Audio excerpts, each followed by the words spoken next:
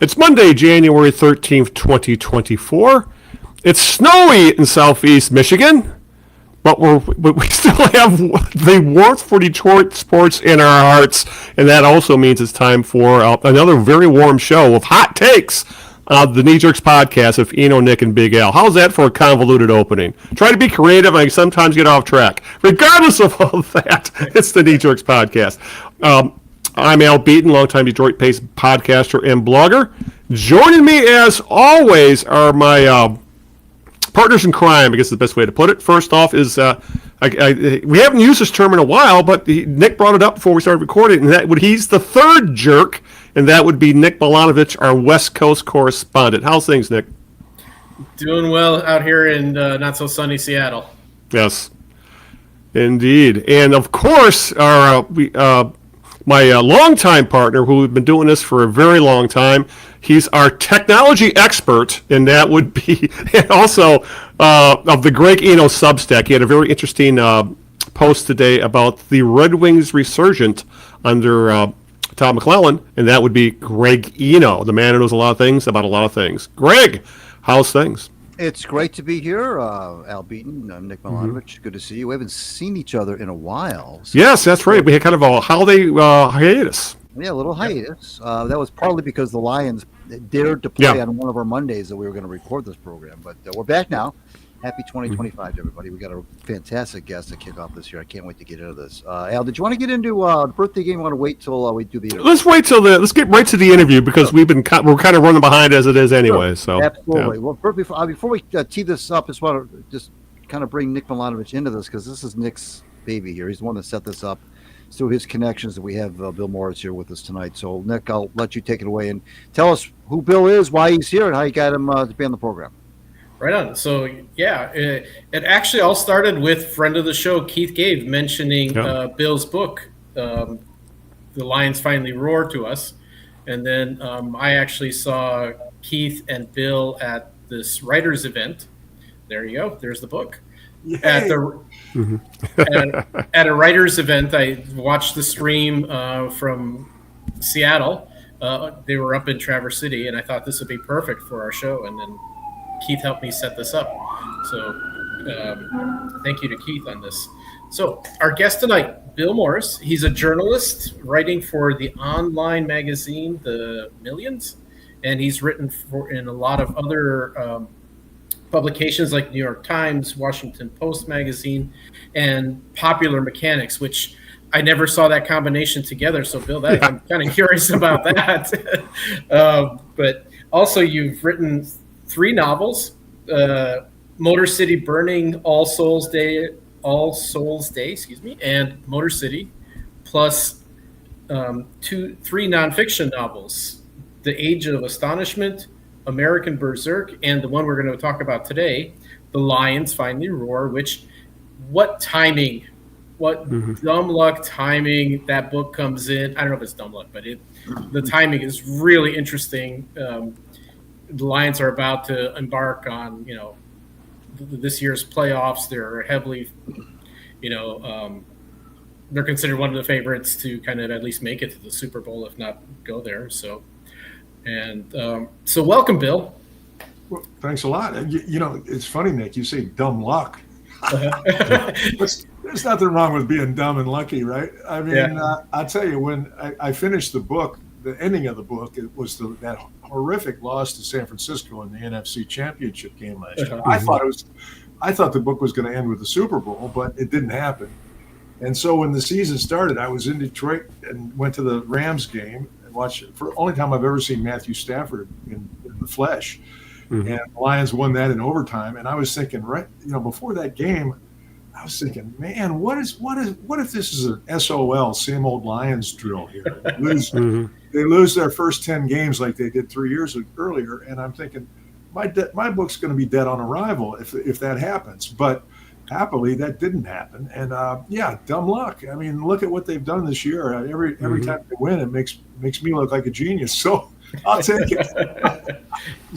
It's interesting you mentioned like SOL because we talk about that all the time, and I know that 3 of us have been like probably permanently scarred or even traumatized by all of the SOL years because it was more regular than taxes. I mean, came around every single year, so it was it's hard to get used to it when you've been subjected to this for decades. So let me start first. Where did you get the inspiration to write the book? Well, I guess that would come from my father. My father, Dick Morris, worked for Ford Motor Company for 17 years, from 52 to 69 when I was a kid.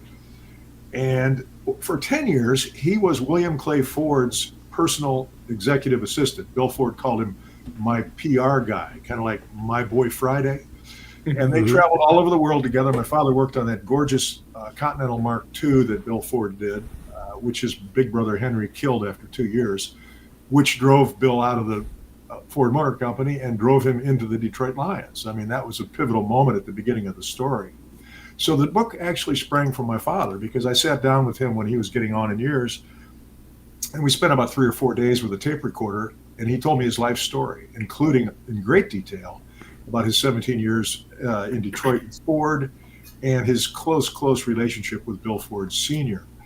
And my dad was there the day that at the Book Cadillac Hotel when Bill Ford offered $6 million to his fellow syndicate owners, and they approved the sale.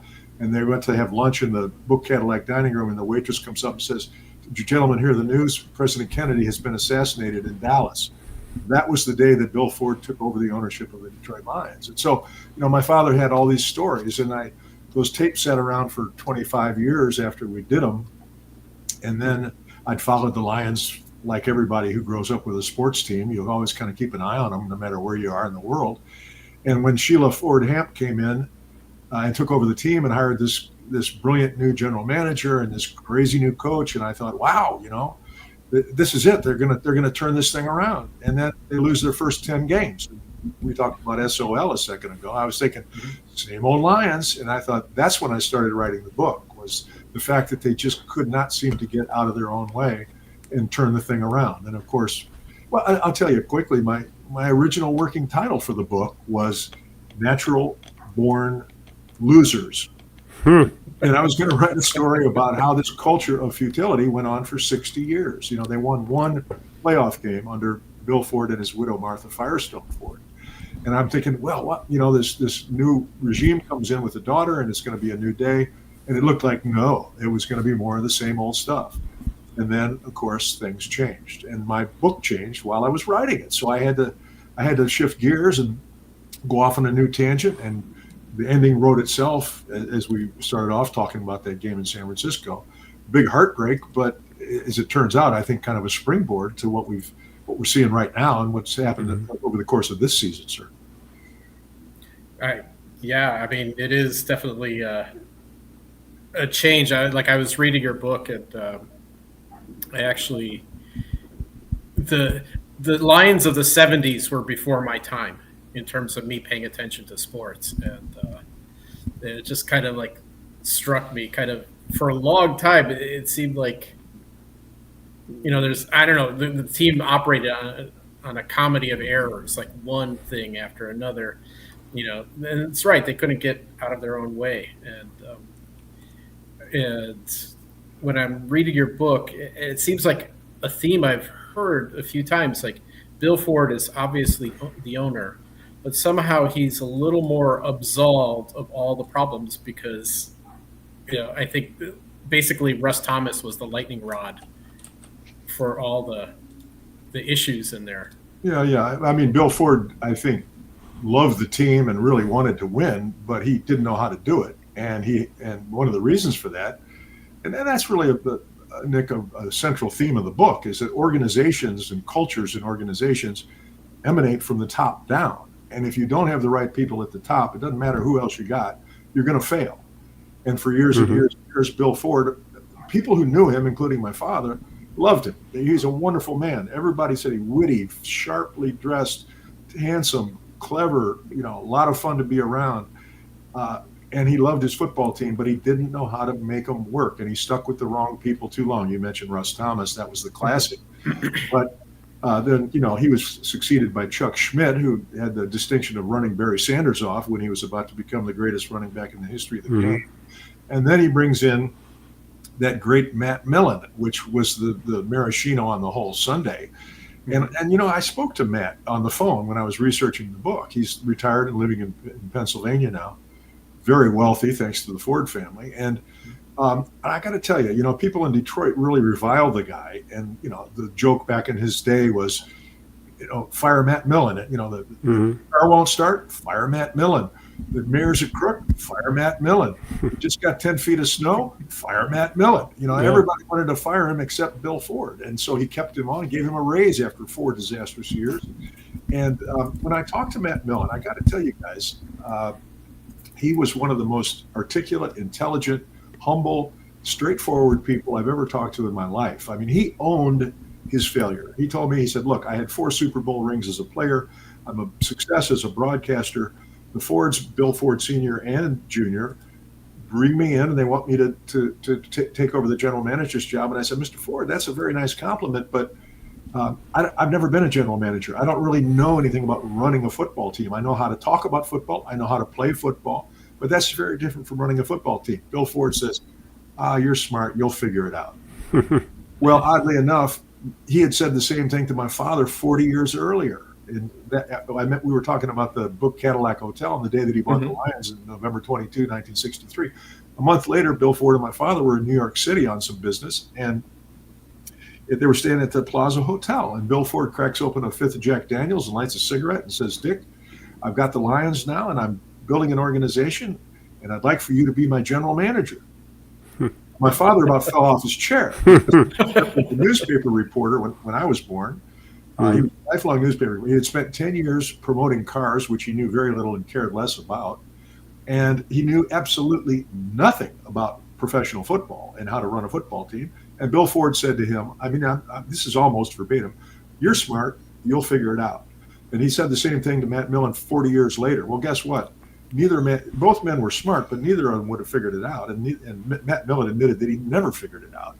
But Bill Ford remained loyal to people like that because that was his nature, and that was his Achilles heel, I think. Even the people who loved him, like Mel Farr, the great running back who Bill Ford set up as a car dealer after he retired, he said, you can't say anything bad about Mr. Ford except the fact that he's loyal to the wrong people. And that's bad enough. I mean, that's what doomed the team to those years that you're talking about, Nick, with the those horrible years in the 70s and all the futility and the ups and downs and the hopes, and they get dashed every year, and the drill. All too well. We're here with Bill Morris to talk about his book, The Lions Finally Roar. What you got for Bill, Greg? Well, one thing, Bill, that struck me about the book, about 100 or so pages into it right now, is that it grips you from the get-go. There are many books that you read that are biographical or historical in nature, and sometimes it takes a little while to kind of rev up and get going. Your book gets right into it, and I was sucked in immediately. Now, this is, of course, a team that I've been following since 1970. In fact, my first memory that I can recall of watching the Lions play with my father in the family room in Livonia, Michigan, was watching Tom Dempsey beat the Lions on a 63-yard field goal in 1970. So that was my first memory, real tangible memory of the Lions. And it was almost an omen of things to come, in terms of being a fan of that team. But so a lot of these stories that you wrote about in the book, I, being a sports nerd and a trivia nerd, already knew, but you kind of peeled the curtain back even further to kind of give even more behind the scenes look at some of these things that I already knew. For fans who don't know the things that I know about the team, it's also very, very eye-opening. But what I really enjoyed it, especially from the beginning, was how you sucked me in right away. And I even texted the guys here, Nick and Al. I got the book for Christmas, and I texted them and I said, I'm like 25 pages into this thing, and I already can't put it down. I was really and then when you're talking about something that I already know a lot about, which is the Lions, that is a testament to you, my friend, to the way that the spin you put on it. And I was especially especially interested in how you compared the John Kennedy, Bob McNamara thing with Bill Ford and the people that he hired.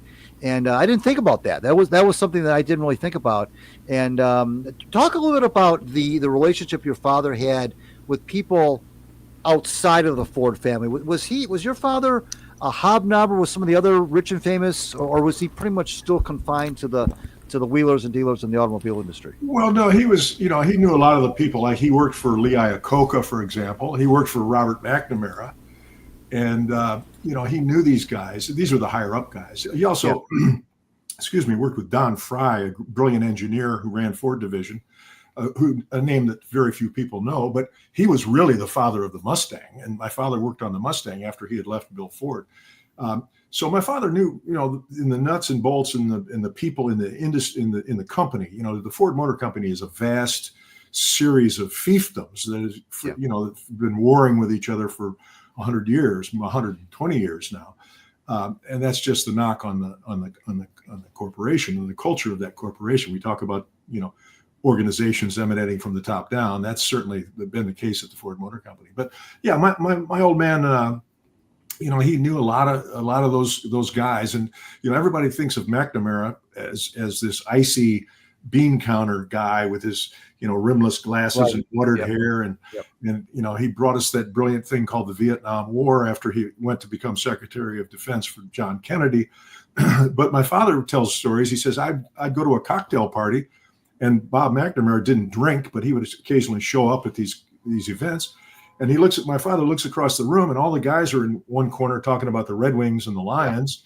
And he looks across the room, and there's Robert McNamara, Bob McNamara, surrounded by women. Mm-hmm. And my father's like, what's going on with that? He drifts across the room, and he starts listening in. And McNamara is regaling these rapt women with stories about mountain climbing in Colorado on his vacation. Well, these women don't want to hear about the Red Wings' new goalie. They want to hear about what it's like to climb a mountain. And he had that, he was not simply a cold technical guy. He was an adventurous intellectual guy who was kind of operating outside the world of Grosse Pointe and Birmingham and, the Detroit auto world. He was out living in Ann Arbor. And so my father told me a lot of stories like that. But to go back, Greg, to what you said about sucking people in, some people advised me to open the book with that great game in 1957 when the Lions beat the Cleveland Browns to win their last championship. 57, what is that, 67 years ago. And that was, I watched the film of that game 10 times and just was amazed by the way that game unfolded. 59-14, it was just a monstrous win for the Lions. And I thought that's the perfect beginning for this book. And if that doesn't pull people in, I don't think anything will. I mean, a lot of people don't remember that history or never knew it. And it was such a great, vivid, wonderful day. And I've been in Briggs Stadium before it became Tiger Stadium, so I go back that far. But Bobby Lane and those guys, and Tobin Rote. My father played cards with Tobin Rote. These were very colorful, vivid, larger-than-life guys. Hard-drinking Texan guys. And that was, I thought, the perfect way to open the story. And if it sucked you in, Greg, I'm glad to hear it, because that's what every writer wants to do. He wants you to turn the pages and not want to put the book down. That's what I was trying to do, and it sounds like maybe I succeeded, which is nice to hear. Oh, absolutely, and you painted a wonderful picture visually of that day. And we've all seen movie reels of that game. Of course, we've all seen some footage, but to actually put us in through, like we were at the stadium. You put me in the stadium that day with the weather, the everything. I mean, it just was really well done, and it was a perspective that I just hadn't ever had before, and that's what I appreciated about it. The other thing I wanted to ask you about the development of the book, if you will. You mentioned a few minutes ago you talked to Matt Millen on the phone and so forth.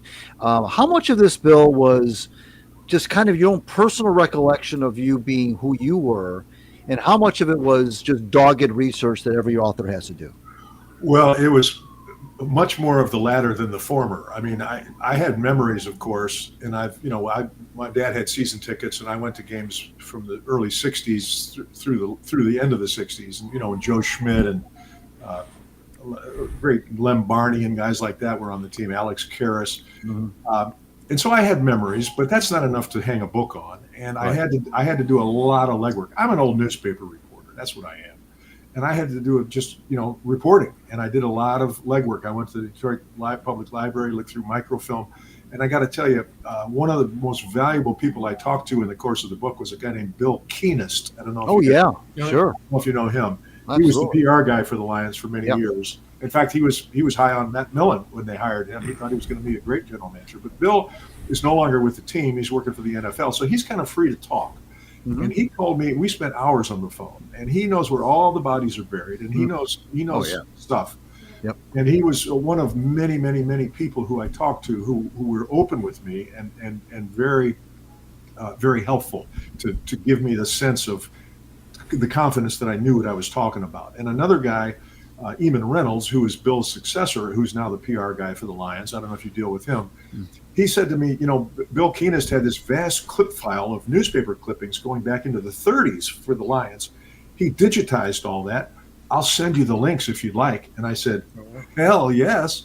And I spent months and months and months going through those tea leaves and connecting dots. Oh my God. Oh, they traded him here. And then they brought in this guy, and that guy went on to do this.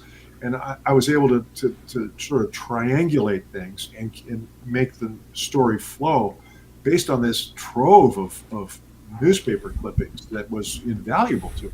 So that's a long answer to a simple question. Yeah, there was a lot of legwork, many hours on the phone, many hours reading microfilm and old newspaper clippings, and of course it's all started with those tapes with my father. So it was a lot of work. Before I get to Al, the other thing too is that the other peek behind the curtain, if you will, and this is because of your research, of course, are some of the quotes that you included, guys like Carl Brettschneider and et al., who I'd never seen really talked to before. In fact, I even kind of forgot that Brettschneider was the director of player personnel when Joe Schmidt was the coach, and you brought him back into the forefront, and you just provided some very candid words about that whole situation, about Russ Thomas, and very unfiltered words about Russ, of course. And so that was another treat for me. Again, for somebody like me who knows about Carl Brettschneider and that history, it was really I just really appreciated that. Let's go to Big Al next. What you got for Bill Morris? Yeah, well, you brought up his name, Russ Thomas, so we might as well talk a little bit about him, because you can't talk about the history of the Lions and William Clay Ford's tenure as owner of the Lions without Russ Thomas essentially being joined with him at the hip. He spent almost his entire football career with the Lions as a player, coach, I think a broadcaster for a while, and of course then the general manager for over 2 decades, and it was honestly some of the worst. It was. At their best, the Lions were aggressively mediocre. Bill, could you go a little bit into the history of Russ Thomas's role with the team and how he managed to just stay so damn long despite alienating fans, alienating players, screwing up drafts? Because if you go back at the history of the draft and you see players that went to the AFL instead of signing with the Lions, there's Hall of Famers there, like Fred Biletnikoff, I believe, is one, for example. Oh, yeah. So if you could go tell us a little bit about that, and maybe enlighten the younger people, the younger listeners of the show about the darkness that surrounded Russ Thomas. Well, we talked earlier about Bill Ford being loyal to the wrong people, and that was the classic example. Now, I've heard hours of speculation from people about why was Bill Ford so beholden to Russ Thomas. That's one of the great mysteries of the Detroit Lions, and I don't think anybody will ever know the answer, because Bill Ford is dead, and so is Russ Thomas. But I've heard a lot of things. Bill Ford had a drinking problem, which is widely acknowledged. Right. I've written about it in the book. I've quoted him saying, he was basically drinking himself to death. My father went to Henry II, his big brother, and said, "Mr. Ford, I got to tell you, your brother's killing himself, and I think he needs to get help." And Henry Ford said, the elevator's over there, use it, get out of here. And Bill Ford, to his infinite credit, his daughter Muffy, his eldest daughter, came home from prep school right before Thanksgiving. They were playing the Colts that year. I believe it was 1965. And Bill Ford was quoted, and I got the quote in the book, saying, I started drinking after I got bounced out of the Ford Motor Company and had to settle for the Lions. I started drinking really heavily, and I thought, you know what, if I want to kill myself, that's my business. But if I'm not hurting anybody, that's okay. Martha never said anything to me. Wives didn't talk about stuff like that back then. But then his daughter comes home from prep school and says, Daddy, I can see you're in really bad shape. I'm not going back to school until you get help. And the light went off. He said, you know what? If I want to kill myself, that's one thing. But when the kids start noticing, I got to do something about this. And he did. He went into a rehab clinic in Toronto, never drank again in his life, was active in AA, helped a lot of people stay on the wagon. A really exemplary man. The last 40 years of his life, he never drank. And a lot of people speculate that Russ Thomas might have had a hand. And this is speculation. It's not in the book because I couldn't corroborate it. But that he had a hand in helping Bill Ford, number one, slide by when he was drinking, and number two, get sober and stay that way once he got sober. I've heard that from so many people that I got to believe there's something to it. I was not able to print it because I don't have it, down on as fact, but I think there might be something to that. Now that's speculation, but there is something there, and we don't know exactly what it is. But he remained loyal to him for 22 years. A cousin of mine, John Morris, Jon, was a center for the Boston Patriots in the AFL. You talked about all these guys getting away to the AFL when Russ Thomas first started. He was letting great players go to the AFL because he didn't want to pay them. Well, my cousin John was one such player. Green Bay drafted him and Boston drafted him. He went with Boston because he didn't think he could make it with the Packers. Well, he winds up the last 3 years of his career, oddly enough, playing for the Detroit Lions. He was their starting center when the Silverdome opened in 1975. And I talked to him on the phone and I said, well, tell me about Russ Thomas. And he says, well, when you think of the word idiot, Russ Thomas comes immediately to mind. This is an employee of Russ Thomas, okay? Yeah. So that tells you something right there. And he said, look, it's not that hard. If you got the right guy in the general manager's job and you got the right coach and they're working together, you can have a good team. And the Lions never had that. He said, we were having coaches come and go. I didn't know who was going to be – he was an offensive center. He said, I didn't know who was going to be the guard next to me from week to week. He said it was constant churn, coaches coming and going, players coming and going. He said, that's no way to run a football team. And he, after 3 years, he was out. He had a long career. I mean, he was done. But he among many, many other Lions players, had nothing but bad things to say about Russ Thomas. And, I was thinking about this from what Greg was saying. I mentioned Keith. There were a lot of people in Detroit who were extremely helpful to me when I was working on this book. I'd forgotten how nice Midwestern people are. I moved away in the 60s, and I've been back a lot. But another guy is named Bill Dow, a name you guys might know. Oh, yeah, absolutely. Done a lot of sports writing for the Free Press and various things. Our Detroit. Bill said to me when I started working on the book, he says, I've got some amazing tapes, cassette tapes that he did with Sam Williams of the Fearsome Foursome defensive line. Okay. Carl Brettschneider, that quote you mentioned. Bill sent me a box of cassette tapes. I had to go out and get a cassette tape player to listen to them because I didn't have a cassette tape player. That's how old these things were. Fabulous. They were talking about Sam Williams talking about going drinking with Bill Ford, and he was such a great guy. But boy, when it came time to contract negotiations, he was always just push the buck down the road. You go talk to Russ Thomas. Russ Thomas was his screen from having to make any decisions. And those kinds of things were invaluable to me when I was writing the book, just because of the generosity and the knowledge of people like Bill Dow and Bill Keith and my cousin John Morris and dozens and dozens and dozens of people like that who helped me out when I was working on the book. I'm sorry, I got off on a tangent there, but I don't know if I answered your question. No, we go on tangents all the time. No big deal. Okay. This is fascinating stuff. Trust me. Bill, it's too bad that Muffy didn't say, Daddy, why don't you fire Russ Thomas? Or as a lot of people suggested, why don't you sell the team? Yeah. I mean, sell the team. That was a cry. Now they're saying they're chanting that in Chicago now. I don't know if you guys heard that. Oh yeah.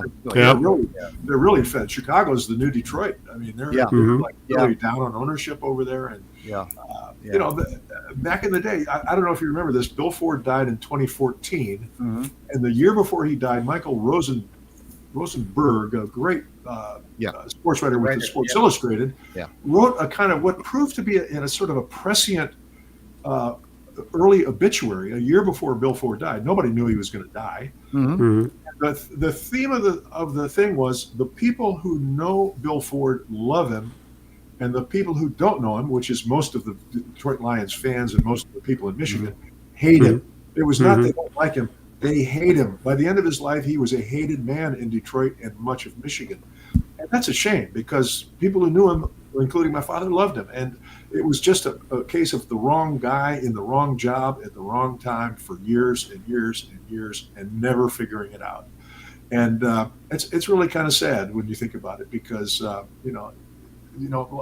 I say, people who knew him loved him, and but he was not the man for that job, and that was borne out over 50 years. We're talking with author Bill Morris of The Lions Finally Roar, and this is a book that absolutely had to be written. This is the one. There's been a lot of books written about the Lions, of course, throughout the years, but this book is the one that should have been written many years ago. I'm so glad that somebody actually wrote it. This is the one. This is like the missing piece of the puzzle. This book is the one thing that there's no other book about the Lions like it. There's no other. The candidness that is in this book is unlike anything about any book that has been written about the Detroit Lions. And I strongly urge everybody to get it. I'm sure Al will put the link in the show notes how to get the book. But I'm just tickled that somebody actually did this. And but Greg, if you say it should have been written years ago, fortunately it wasn't, because I would have missed the turnaround if I'd have. Well, that's true. But I what I meant was the stuff that you include. I'm less interested about now than I am the history of this whole thing, which started, like you said, in '63, actually a little before '63. That's what I'm talking about. All this stuff, the Alex Karras throwing his helmet at Mill Plum's head and all sorts of things. I mean, that's all good stuff that finally is. Of course, I've read those accounts in Alex's book. I don't know if you've ever read his book, by the way. Even Big Guys Cry. Did you read that one? No, I have not. Oh God, that was written, I think, like 76, 77-ish. And Alex was, of course, either still on Monday Night Football or had just finished Monday Night Football, and he wrote. It's called Even Big Guys Cry, and it's got some really great stories of he and Joe Schmidt, he and the Mill Plum thing, that horrible game in Green Bay that you wrote about in '62, where they blew the game and it led to the throwing of a helmet, and you also said correctly, like Alex said, that game divided the offense and the defense against each other for a number of years. Yeah. That's exactly what Alex said. There was a story that Alex tells about how Joe Schmidt was complaining, and you made reference of this too, about Joe Schmidt, about how Joe was always being second-guessed by Russ Thomas and by Bill Ford, and he didn't like the fans, the way they were treating him, and he was complaining to Alex one time about that when Alex was still playing. And Alex said, well, why don't you just quit? And Alex said, Joe leaned into him and said, that's the stupidest, fuckingest thing I've ever heard you ever say. Well, I talked to Joe shortly before he died. Oh. And, he was sharp. His memory was great, and he said those Monday mornings, Monday afternoon, which sometimes going to late at night, was like Chinese water torture, going over every play of Sunday's game, locked in a room with Bill Ford and Russ Thomas. And he said, when I finally walked away from everything and quit, he said it was like being let out of prison. Right. He was so over it by the time he left because of that second guessing, that micromanaging. Sheila Ford doesn't tell these guys what to do. Right. She has the good sense to get good people, get out of the way, and let them do their jobs. And Bill Ford never did that, and that drove off Joe Schmidt among a great many other people over the years. Right. Let's bring Nick Milanovich back into this. Nick, what you got for Bill Morris? I'm going to switch gears a little bit. There's a passage in your book that kind of really caught my attention. And it's something about the fans, how they never, about diehard fans. And it might be just kind of this little obscure comment, but it really caught my attention. So I'm going to paraphrase it a little bit. That it says, you said, which brings us to the greatest paradox of all, the undying devotion of fans such as a few people you had referenced in the earlier part of this chapter, doesn't automatically translate into championships. On the contrary, it gives inept team owners like Bill Ford a license to put an inferior product on the field year after year after year. And then you go on to say, basically, it's the diehard fans, in a sense, are enablers of the owner's worst tendencies. In essence, like, if the fans don't rebel, if they keep showing up, they have no incentive to make the team better, essentially. Yeah, I think that's true. The idea of enablers is kind of funny, but, the fans of the Detroit Lions, and in fact of all Detroit sports teams, are amazing to me. They always have been. I mean, as a boy, I saw this, up close and personal. I was there the day that they threw snowballs and knocked Harry Gilmer's cowboy hat off his head when his last game as head coach. They're so passionate and they care so much about these teams, and they stick with them. And the Lions fans, I don't know how they did it. I mean, I've as I've been traveling around trying to sell the book, I've spoken to a lot of people who said, you know what, I finally had to go cold turkey. I quit. I said I've had it. I quit. I'm not going to watch this team anymore. I've heard this story dozens of times when I've been on the road, and almost every single one of them said, but you know what, this year I came back. So even the ones who tried to kick the habit couldn't do it, which I thought was kind of beautiful. Well, you're talking to one like right now. I think it finally broke me when they had Matt Patricia as the coach, and whatever the other guy's name was, Bob Quinn. Quinn, and it's just I had enough. It was just like these two are just like hopeless. They just drove the team right down into the ground. That might have been one of the worst combinations in the history of the team, really, when you get right down to it. And that was Martha Ford who brought them in. And Sheila, to her credit, got rid of them and then made the switch. But that whole thing was so misguided, when she was looking for a new coach and a new general manager back in 2021, I guess it was. She said, you know what, we're not going to try to have the New England Lions. We're going to have Detroit Lions. And that's a very important distinction. And anybody who knows Detroit knows what she's talking about. And she wanted tough people who were not going to quit, and who, that famous Dan Campbell press conference when he was introduced and he's going to bite off kneecaps and all that crazy stuff. Well, the thing about it is, I thought he was nuts when I first saw that, until I started doing a little research, and I realized, oh, wait a second.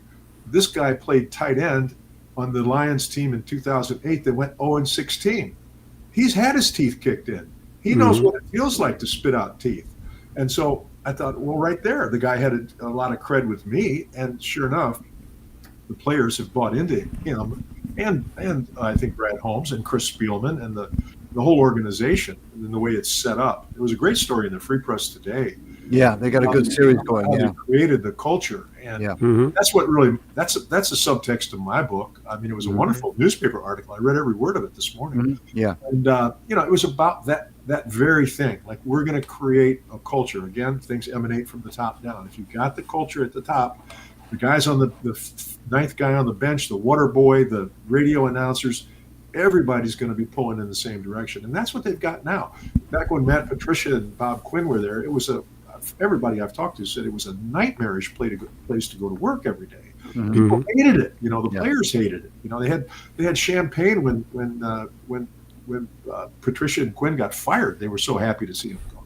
Yeah. So that's something. I mean, that the creation of that culture that she's pulled off is really what the book is all about. In the end, I didn't think it was going to be about that. I thought it was going to be about the culture of losing, but it was really about how a culture can change. And I mean, you can flip it 180. Yeah, and within the same family, it wasn't like the team was sold to new ownership. Yeah, it's still in the same bloodline, which of course happens so frequently in a lot of sports. The Hunt family with the Chiefs, and for years and years, Ralph Wilson, of course, owned the Buffalo Bills, and it's just that's why I always crack up when I hear fans say sell the team. There's no incentive to sell the team. Yeah. Why And also remember that it was long believed that it was going to be Bill Ford Jr. who was going to take over the reins. Right. I mean, Sheila Ford is like, who is this? Yeah. That's right. That's true. Very true. And he kind of got phased out, and his, Bill Ford Jr.'s last kind of hurrah was bringing in Matt Millen and Steve Mariucci. And then after that, Bill Ford Jr. kind of got shoved off to the side, and for whatever reason. But Bill, let's talk. Go back into the history a little bit more. And you said a few minutes ago, you were talking about how everybody knows Bill Ford liked him, everybody did know him, hated him, and it's one thing I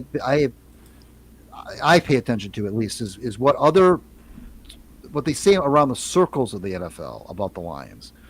And one of the reasons why, ironically, Matt took the job, quite frankly, left his cushy role as one of the top analysts for Fox to take over the Lions was he had such high regard for Bill Ford, the Ford family, from his dealings with them in his role as a broadcaster, and so many people, even the great Bill Parcells, who I don't know if you, because I'm only about 100 pages into the book. I'm not sure if you talk about Parcells, but Parcells had interest in working for the Fords. There's so many people that wanted to work for the Ford family and really held them in high regard. I want you to kind of talk about the Ford family's role in the 60s when the NFL became a staple on Sunday television, and they would kind of overcame, because as you know, because you grew up in that time frame, college football was the thing. It wasn't pro football. College football ruled until like maybe the mid to late 50s, when that famous championship game with the Giants and the Colts in '58 kind of turned the tide, and then CBS pumped all that money into pro football on Sundays. When they started to take over, and the Ford family pumped a lot of advertising dollars, as you know, into the NFL, what was the rest of the league's thoughts about the Lions, despite the fact that they weren't having any success on the field? Well, I think that from what I've heard, the owners were always have been very fond of the Ford family. They hold them in very high esteem, not just because they spend a lot of money advertising, but because they're classy people. And I think that the owners had a lot of respect for Bill Ford. He was not a guy who talked a lot, and in fact, he stopped going to the meetings late in life. But when he spoke, they listened. They tried to take the Thanksgiving Day game away from Detroit because they were so terrible for so many years. And Bill Ford spoke up and said, no, this has been going on since 1934 in Detroit. We're not going to give this game up. And they all said, okay, Bill, you're Bill Ford. We'll let you keep your game. And that said a lot about how the circles in the NFL regarded them. I mean, they also acknowledged that the organization was futility personified. I mean, it was, the jokes around the league were, how are they going to shoot themselves in the foot this week? How are they going to figure out a way to beat themselves this week? The other players, the other teams were they were the laughing stock almost for a great many years. Then they had some nice years in the 90s. They had good teams. They had great players, but they never put together great teams. I mean, they had think of some of the wonderful players that have been through the Lions locker room over the past 60 years. I mean, Bobby Lane, Joe Schmidt, Tobin Rote, you start there, and then you wind up with all these guys you got today. That's different now. It's not like they're going to figure out a way to beat themselves. Everybody in the game knows that now. That's all changed.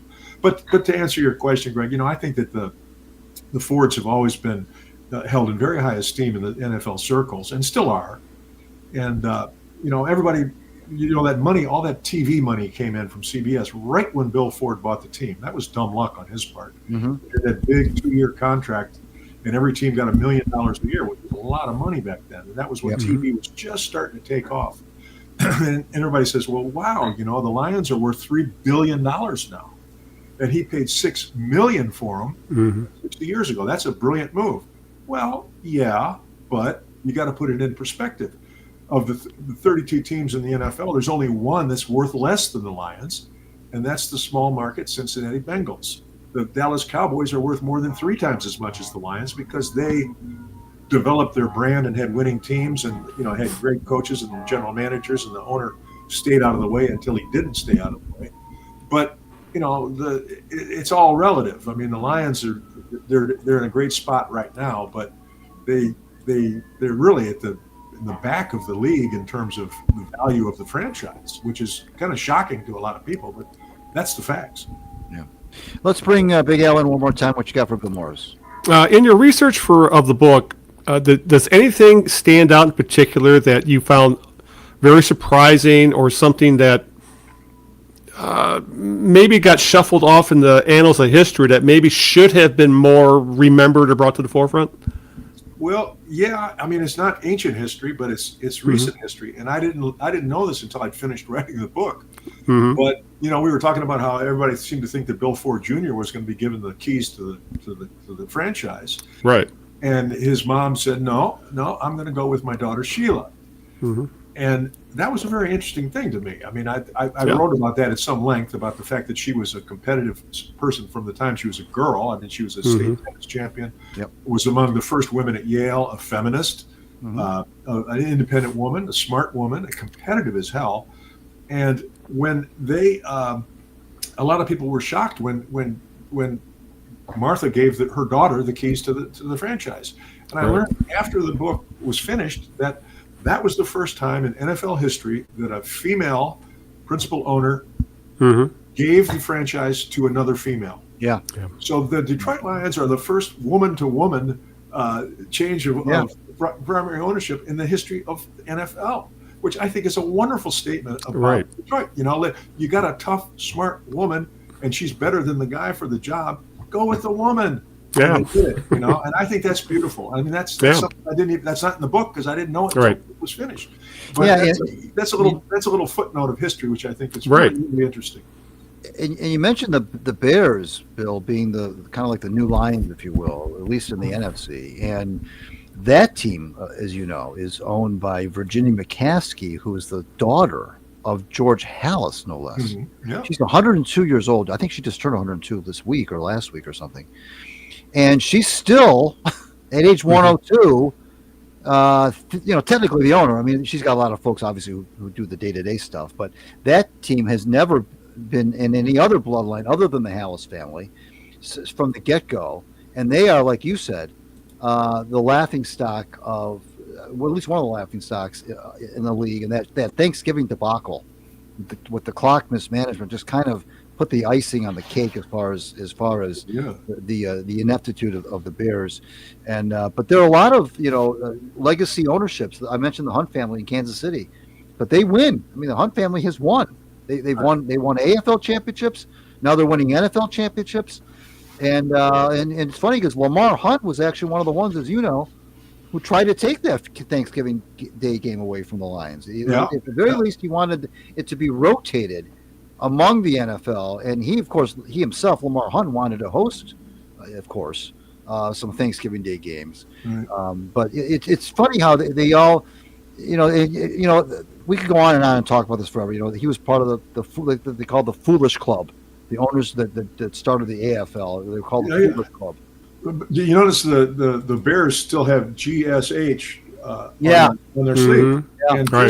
And I wrote about this in the book, the fact that the Lions just this year, 10 years after Bill Ford's death, took WCF, William Clay Ford, off the sleeves of the jerseys and put a little decal on the back of their helmets.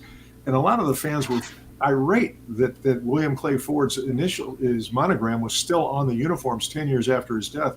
George Halas was a founder of the sport. I mean, he's a revered guy. Bill Ford won one playoff game in 50 years. And so, understandably, a lot of the fans were saying, there's legacies and then there's legacies, right, Greg? I mean, there's, the Bears have had some years. They're having bad years now. But, you can't knock George Halas. He was one of the visionaries who made the NFL happen. Right. So that's a slightly different animal than William Clay Ford. Yep. But, not to knock the Ford family. I mean, they're doing wonderful work right now. So you gotta hand it to them, right? For sure. Well, Bill, it's been great. We could go on and on and on and on. I can't wait to get back into the book and get through the rest of it. But so far, I'm just enamored with it. I kudos. Thank goodness that somebody like you, who has the institutional knowledge that you do, put your efforts into this book and shared it with us and gave us a peek behind the scenes. And you mentioned the drinking problem, and the thing I like about it too is you didn't. That's something that you could have really gone overboard with and really hit home and just kept pounding it. And it's kind of because that's a salacious thing, and those kind of things, seem to attract some people. But you didn't do that. You acknowledged it. It was there. Of course, again, this is something that most people already knew, but you didn't hammer it. You mentioned it when it was appropriate. You mentioned it with candor, but also with empathy and with some grace, and you did not try to make it the selling point or the turning point of why the Lions were bad was because Bill Ford had a drinking problem. So I think that was a good job, and that's a high compliment, Greg. I appreciate that because really, it's true. You try to be balanced. You don't want to be salacious is a good word. You don't want to be sensational and salacious and cheap shots. I hate writing like that. I didn't want to go there. And you didn't do it, and I appreciate that. Nick, thank you for getting Bill on the program. It's through your work that this happened. We enjoyed this thoroughly, and best of luck, my friend, and thanks for being here. You bet. And let's say go Lions. They got Washington coming up. Yeah, that's right. That's right. Mm-hmm. Indeed, guys. I'd rather watch them play them than the damn L.A. or Minnesota. For sure. Amen. Mm-hmm. Absolutely. Hey, listen, thank you guys a whole lot. I appreciate this. Thanks, Bill. Take care. All right, thanks, Bill. We'll see you. Well, that was interesting. It's we talk a lot about the Lions, but we don't delve that much anymore into how they got here, essentially, because essentially it's been almost a 60-year slog to get to the point where they're at now. So it's a fascinating. Looking at that, for as bad as this franchise has been, guys, it's got a fascinating history. Yeah. Mm-hmm. Yeah. For sure. Well, you know what it is too, Al. I think one of the why it is fascinating is because it's the amalgam of the auto industry, and Detroit and the football team. If Bill Ford was just some, rich guy who had just was made his money in widgets or something, but the fact that he was involved so intertwined, and there's that history, the family history that goes all the way back, of course, to Henry Ford. Right. I think that's kind of what makes that it just kind of it's fertile ground. Yeah. A very fascinating history, but you're right. And the fact that it happened, the official ownership happened on when the day that JFK was killed, and so many things about that, and the one thing I've always wondered, because obviously the Ford family are so influential and well known in this area, is that the wrong Ford brother bought the team. What if Henry Ford II had been the brother to buy the team? Because there was a reason why William Clay Ford got shuffled off away from the company itself, from the family business. Essentially, he got shuffled off in the corner to run the Lions. He was a horrible businessman. The only one thing he ever did with the Ford motor was the Lincoln Continental from 55 to 57, and that was a massive disaster and a huge money loser for the company. That essentially was that ended any positive movement when it came to running the company. Meanwhile, Hank the Deuce was a vicious, ruthless businessman. Right. And essentially he saved the company from the giant recession from the late 50s. If he hadn't stepped up, Ford Motor Company may not exist at the way we know it to this day. And I always wondered what the Lions would have been like if they had had a competent businessman, a guy who refused to lose, in Henry Ford II, compared to WCF, who was essentially just along for the ride. Well, I'll make a comment on that. Who knows what you could have gotten? Every single team owner is a successful business person. Yeah. It does not make them a good. Right. Owning a sports team will make them mortal. Look at Tom Gores. Yeah. You're right. And Chris Ilitch. Yeah, that's another one we could the Ilitch family is another one you could take a deep dive into. You're right about that. And Chris has got a lot to prove at this point to two fan bases right now. You're right. To me, the Deuce would have been, for some reason, I think he's like, for some reason, I connect him with George Steinbrenner, that kind of. Yeah, or Jerry Jones, George Steinbrenner type, who'd fly off the handle. Well, at the very least, he wouldn't have kept Russ Thomas around for 22 years. That's for sure. Yeah. That's for sure. All right. It's like Russ Thomas was William Clay Ford's version of Harry Bennett for Man Ford. So that's that's some deep Ford history right there. You're talking about that knee breaker. Oh, I know. God, yes. Yes.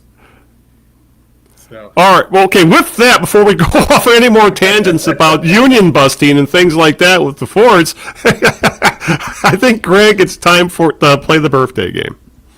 Sure. We're going to play a game we like to call Whose Birthday Is It, Maestro? Everybody knows how we play this game by now. We give Al and Nick a clue or two or three of an individual whose birthday it is today in the world of sports. And if either of those two gentlemen can correctly guess this person within the first two clues, they will win the album Briefcase Full of Blues. Oh. Yes. I had that on 8-track. I was going to ask, is it an 8-track version? Yeah. Knowing some of your prizes? Showing my age again, talking about my 8-track player I had in my car back in the day. Anyway, go ahead, Greg. This person made his name in the world of baseball. He was born on this date in 1962. He was a former National League Most Valuable Player of 1989 and was a World Series winner, but not for the team he won as MVP. He was MVP for one team and was a World Series winner for another team. And played for, I didn't know he played for this many teams, played for, I didn't know this, 9 big league teams, but I think once you realize who this is, you'll pretty much associate him with 3 teams, all in the National League. He was an outfielder. The 1989 NL MVP. Mm-hmm. That's something we should know. Oh, God. Or at least have a good idea as to who that would be, but damn. 1989. 89. So he would be 60, what, right now? He'd be just a little bit younger than me, and he'd be around 62, I believe. Okay. Yeah. Excuse me. So I would, he was born in this state in 1962, so he's 62 years old today. Yeah. Huh. God. 1989. And he played, how many teams did you say he played for? I didn't know this. He played 9? For 9. I did not know that. An MVP that played for 9 teams. Wow. Yeah. And the thing is, I'll probably slap myself in the forehead as soon as if we don't come up with it in the next question. I don't expect you to get it on that particular game, but even though he was an MVP, that's still, I mean, who knows? Yeah. But all right, and obviously Nick was still a baby at that point, so. I would 89. I would have known. I started college in 89. So. Yeah, but you might have been drinking. Not me. The wrong person, unfortunately. All right. Okay. We'll come back to the birthday game for question 2 after. I guess we might as well start. There's a lot going on, and we kind of since we went along with the interview, we got to get a lot. We got a lot to get in because all 4 teams have made news over the past few weeks. Right. Well, obviously the Lions are the biggest one right now as they won their big giant showdown with the Vikings. They actually won it fairly easily, and ended up the season 15-2. The top seed had wild card weekend off, which made for a nice, relaxing, joyful weekend for Lions fans, being able to watch a lot of lousy football, to be honest. There was only one compelling game, and that compelling game actually involved the Lions' next opponent, as the Lions avoid having to beat the Vikings, as Greg put it to me last night, thrice, and they don't have to beat the Rams a second time. Actually, those two are just getting ready to kick off right now as we're recording. But instead, the Washington Commanders, led by likely Rookie of the Year, for sure Offensive Rookie of the Year, their quarterback Jaden Daniels, the 6th-seeded Commies, who finished second in the East, I believe they were 12-5 behind the Eagles. They beat the Buccaneers on the road 23-20 via a walk-off field goal to move on. And something I knew they had won a lot of close games, but I saw today their last 5 victories have all been on the last play of scrimmage. They have been living on a razor's edge almost all season, and yet they're coming to Detroit. And this is something else we were talking about last night because Greg asked, who's going to be favored? Which you pick? I remember I told you last night it's going to be at least a touchdown. Well, right now the odds are the Lions are 8.5-point favorites. I think most people think this is a very favorable matchup for the Lions for the most part because, as well as the Commanders have played this year, they have a horrible defense. I believe they're 30th against the run.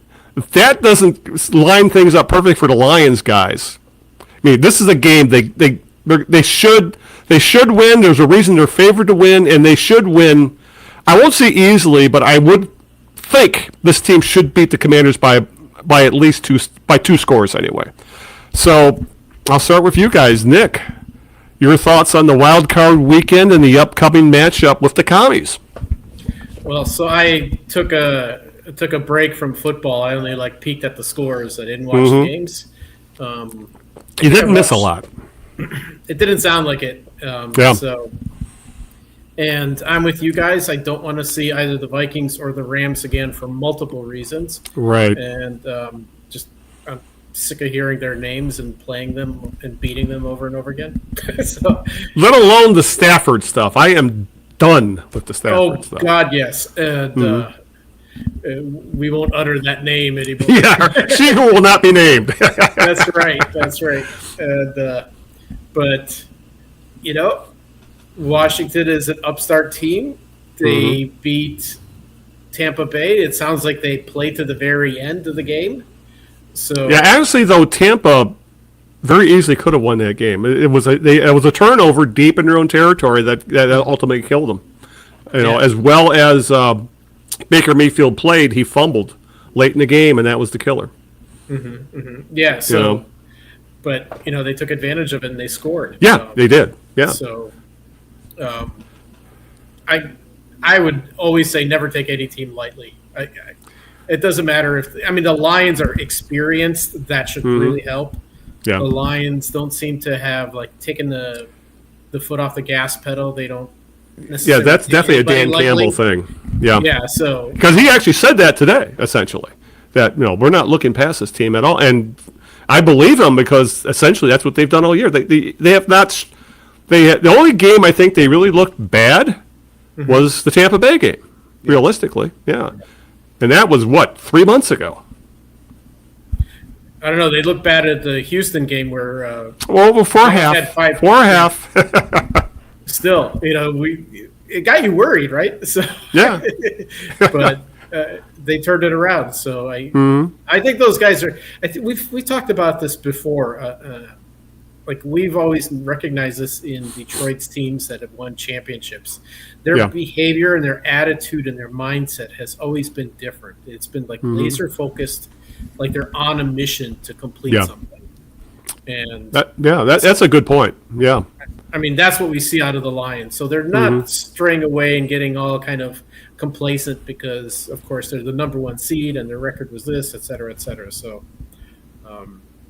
in that respect, I think they have a good shot at beating them, but you never put your guard down against any team. Especially in the playoffs, you're right. But one and done. Yeah, exactly. And any given Sunday, or in this case, Saturday, you're right. It's funny that Nick brought that up about the laser focus, Greg, because the first thing I always think of about a Lions team losing focus is another one bites the dust. Yeah. Oh, Jimmy Spider-Man Allen. Whether they were 5-0 or 5-1, and when that song came out, and the wheels came off, and that is something that has not happened with this Lions team. Well, what I thought you were going to say was Lomas Brown's prediction in '95 that they were going. Philadelphia? Yeah, guaranteed a win over the Eagles, and they got curb stomped. Yeah, that was, I don't know what Lomas was thinking, but Lions had not done anything to be worthy of any sort of predictions like that. But they got full of themselves. They were on a 7-game winning streak. That was the famous Bill Ford ultimatum to Wayne Fonts: make the playoffs or you're done. So they won the last 7 games in a row. Yeah. And then they were done. But I mean, you're right about the focus thing. Campbell, he runs a tight ship.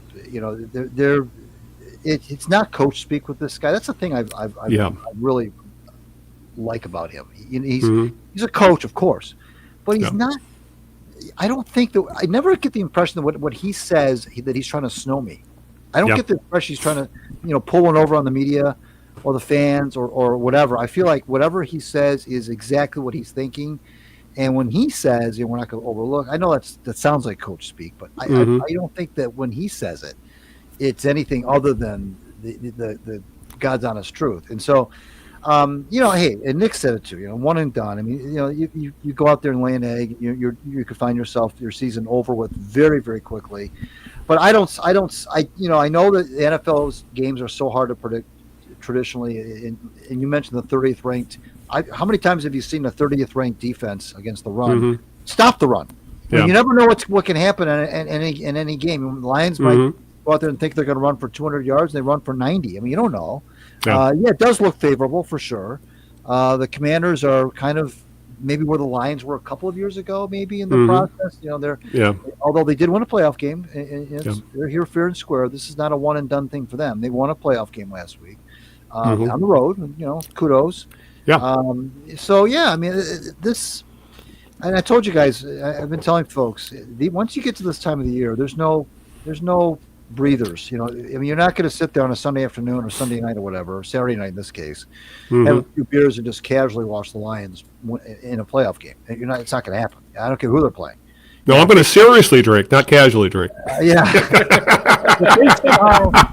If they somehow drew the New York Giants in the first round, you'd be a little bit worried because you never know what's going to happen. Yeah, right. So, but the Commanders, they can come in here loosey goosey, play with house money, that whole cliche. Jane Daniels might run around in the back there and hit a few passes and make things a little interesting. But I think the Lions have too. Nick used the word experience. I think they have too much experience, and they're a team on a mission. I mean, every team that's in the playoffs is going to tell you we want to win the Super Bowl.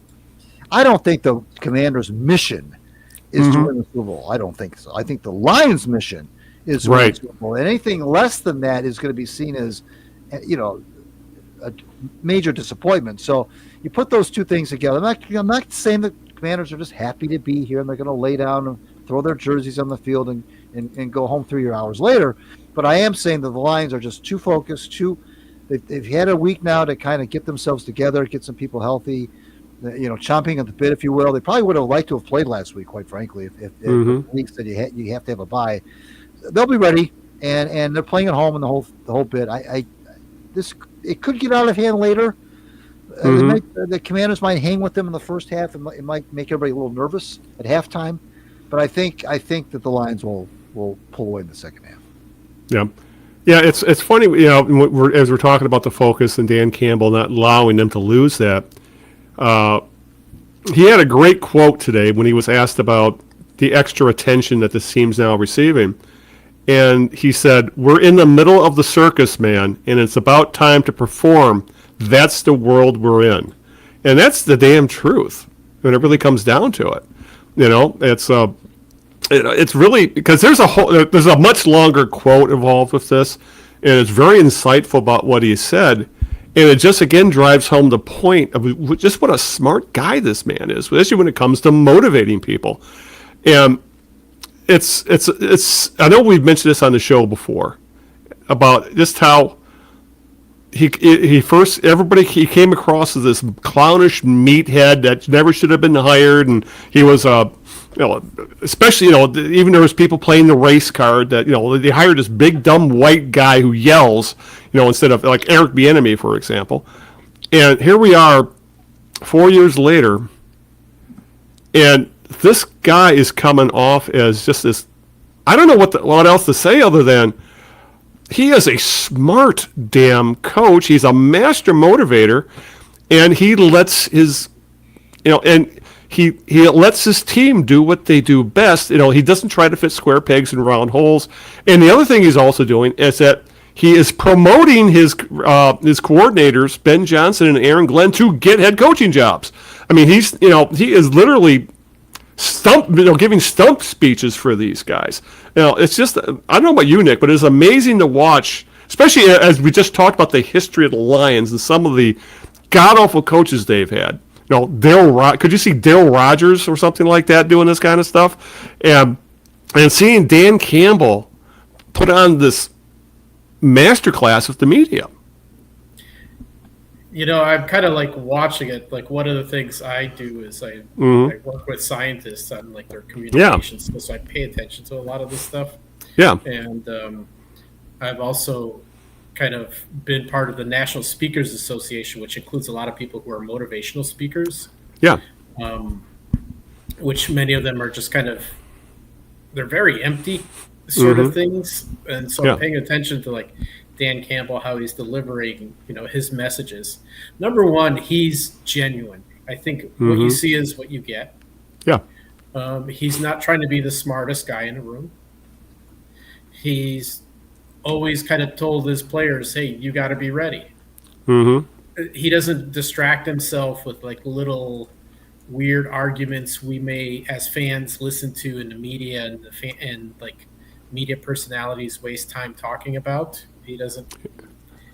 It's like worrying about which matchup you have, this matchup versus matchup. It's like, no, you're going to get what you get, and then you're going to have to be ready for it. So there's no way out of it. So he's very genuine with his players. Yeah. But it is genuine. That's the thing, is he's not just being this artificial motivator. He's being very genuine.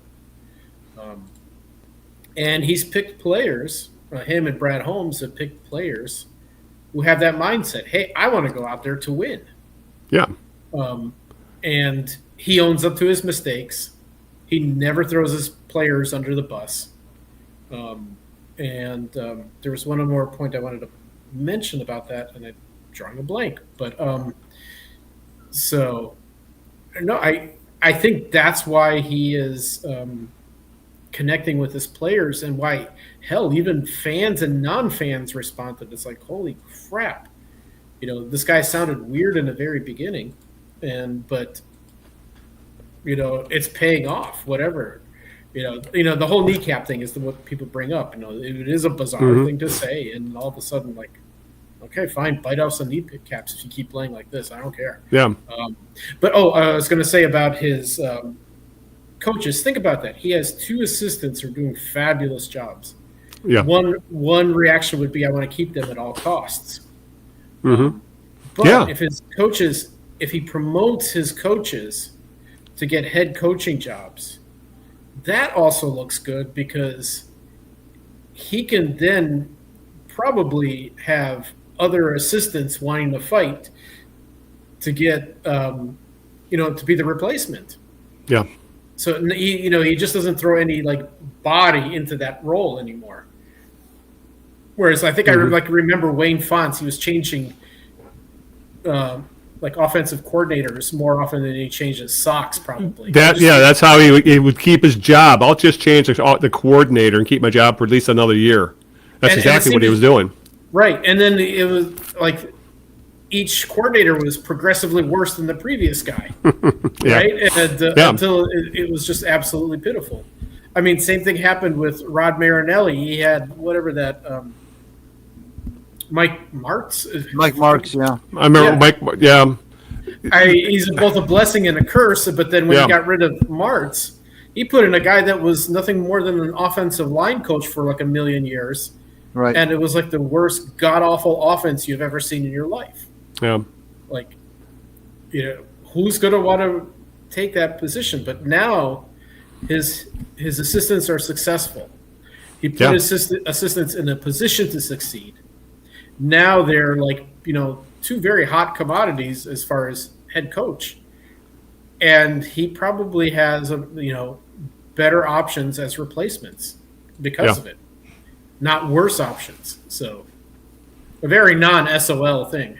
So, Yeah, again, uncharted territory, isn't it, Greg? With the with having coordinators who are actually hot, two of the hottest guys in football to be hired. I don't know about you, Greg, but in some ways, I get a feeling that Aaron Glenn may end up being the better hire. Because how many times have we? This is kind of going off on a tangent a little bit, but how many times have we seen? Hell, we've seen it here in Detroit, where the hotshot offensive coordinator, who is known more for his X's and O's, really doesn't pan out, and Al, you went on mute. Still on mute. There we go. Yep. All right. Sorry, I accidentally got muted myself. I get a little too excited with the microphone. But I was saying that, do you get the feeling that Aaron Glenn might end up being the better head coach just because I think he's doing more with less compared to Ben Johnson's doing great. I mean, no slight on him. But I'm thinking Aaron Glenn, one, is doing more with less. And I think in the NFL, sometimes the leader of men type, which I think Glenn is obviously more than Ben Johnson is. Plus, Glenn played in the NFL, has a longer coaching history for the NFL, and that maybe he end up being the better hire than Ben Johnson. Yeah, I can see why you could make that argument, but it's not just Aaron Glenn and Ben Johnson. The Hank Fraley, the offensive line coach, is I'm hearing up for a offensive coordinator role, and I don't recall which team he's interviewing or he's being rumored to be linked to. And if you ask me, that would be a massive loss. The one of their defensive secondary coaches is up for the defensive coordinator job, I think, with the 49ers. Mm-hmm. And Chris Spielman is talking to the Jets about being GM. I mean, that's what's happening now. I mean, the Lions are looked at as a model franchise, and whoever thought we'd be saying that?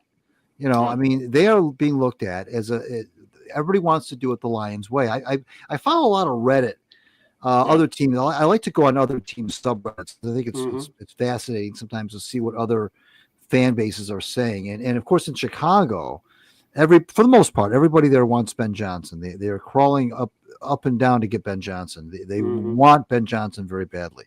Yeah. In Jacksonville, they are citing, which they just fired Doug Peterson. In Jacksonville, they're citing the Lions model of the triumvirate. Well, that's funny. Yeah, the Lions are a model now. Yeah, they're lauding the triumvirate of Campbell, Holmes, and Spielman, and they're saying they got. I was watching a video. They got sports talk radio in Jacksonville saying we needed something like that down here. We need Tony Baselli and a couple other Jacksonville people who play for the Jaguars to do what Spielman and Holmes and Campbell are doing. Everybody wants to do what the Lions are doing. And it's not just the coordinators. It's not just Glenn and Johnson. It's the whole franchise. It's from top to bottom. They're trying to emulate. Speaking of, Chris Spielman got a GM interview. That's what I said. Yeah, with the Jets, wasn't it? Yeah. So it's not. It's just this. It's not. It's really becoming.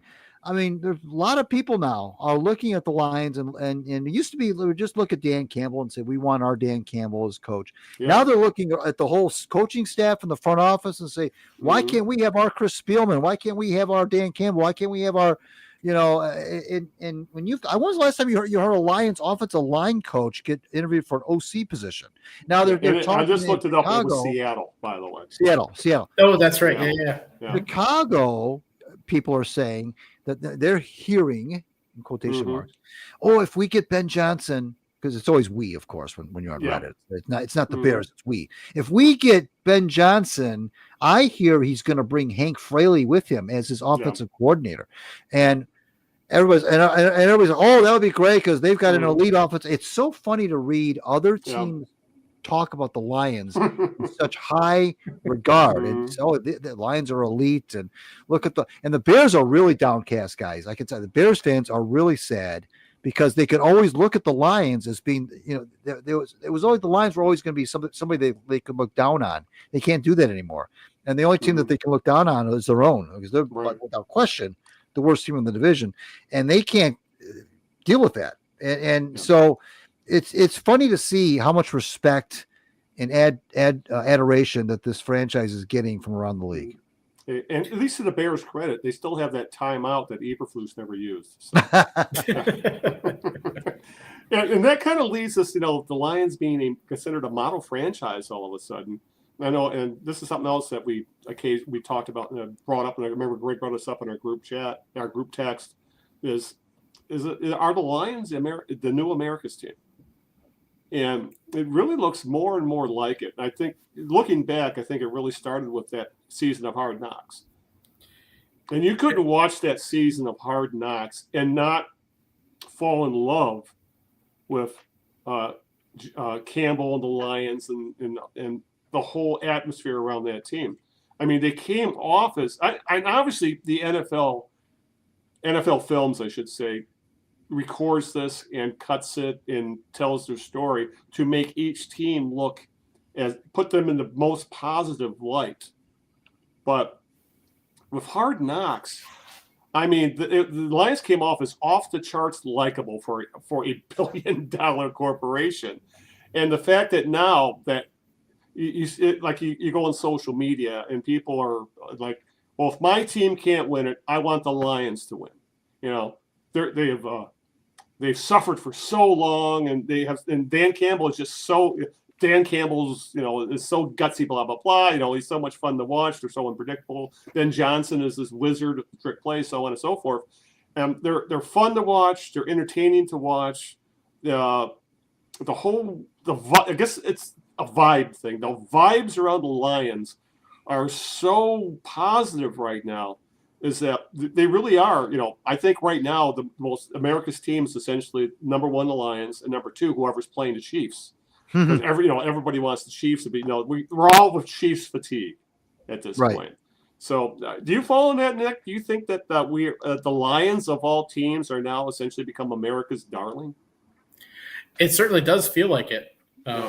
And they were underdogs for a while, but the one thing they don't have is like some dirty player to make things questionable, or their coach doesn't have. Maybe. We could talk about Kirby Joseph later about the Pro Bowl thing. But realistically, for the most part, this is a well-liked team. You're right. Right. I mean, it's just not controversial. I mean, if you think about like the Patriots, for instance, you either Bill Belichick was kind of not very personable. He was grumpy every time you talk to him, and you got kind of sick of them. Tom Brady I know he's a fellow Wolverine, but he could. Somehow his kind of arrogance could rub you the wrong way too, and so you get fed up. But the one other thing I thought when you said, "Are they America's team now?" It's like I think they are, and I think the previous America's team is looking more like the SOL used to look like. Right. Because now Dallas is looking for a coach too, as of today. Today. What? That means they can't even interview people who are in the playoffs till their season ends. It was absolutely moronic how they handled that. Well, oh my God! And don't forget what happened last week. The Chicago Bears actually asked Dallas for permission, to interview Mike McCarthy. Right. Yeah. And they denied it. And you know what would be funny is if he's the one that ends up as the coach of the Bears. Yeah. Right. Greg, you're gonna love Reddit probably after that. I can't imagine there not being a lot of opinions about that. So, but yeah, I do think people like Dan, and probably also people connect with somebody just kind of like is that kind of a motivator? Listening to that kind of stuff. You constantly see, I'd run through a wall for that man, essentially. I wasn't quite coming around when Lions were the centerpiece of Hard Knocks. Yeah. And but I had friends who were watching it, and they was giving them goosebumps. And, but I mean, you could see it in their play in the end too, right? Yeah. So they kind of lived it. It wasn't just fluff. Yeah. Those guys played hard even when their record was lousy. It's like these guys are still playing hard. It's the last game of the season. They're out of the playoffs and they're trying to kill the Packers, right? Yeah, exactly. They could have easily mailed that game in. Or for that matter, like this year, where they could have mailed in that game against the Niners when it didn't mean that goddamn thing when it came to seeding at all. Yeah, that and you could have sat your stars, but no, they played them. Yeah. So it made for a damn entertaining game. Yeah. And so yeah. I know where Greg probably falls to this America's team stuff. Yeah, well, no, I think they Nick's right that the quote unquote America's team Cowboys thing is they haven't won anything in 30 years. Mm-hmm. But the thing is that you can be likable on Hard Knocks and you can be likable and kind of be goofy and everybody thinks you're a swell guy, but you still have to win.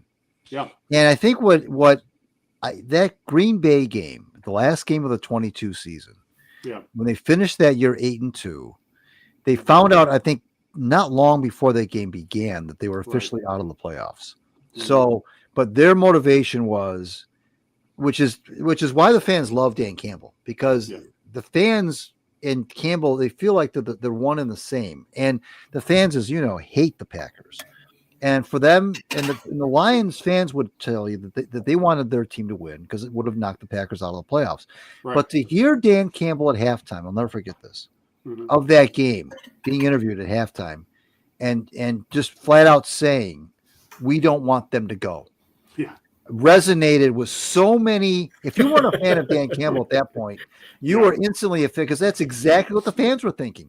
The fans were watching that game at home, hoping for the Lions to win. Now that once they realized they were out of the playoffs, they still wanted the Lions to win. Why? Because that meant the Packers wouldn't be in the playoffs. And there's nothing better than knocking the Packers out like that. And Campbell said it, and he didn't say it with any sort of, didn't say it with a smirk on his face or any sort of like he wasn't being, pithy about it. He just said it. Yeah. We don't want them to go. Yeah. And wow, you don't hear coaches say that. Yeah. You don't hear coaches flat out admit that kind of stuff. Mm-hmm. And he didn't say spoiler. He said, we don't want them to go. Yeah. And wow, that was like, whoa. And damn if they didn't do it. And I think that game, to me, was a watershed game for that franchise. That I could get some argument on that. People could push back on me and say, well, that was just why are you saying that? All they do is make their record 9-8. And they couldn't make the playoffs. And why? That was the culture game. Yeah, that just spoke volumes.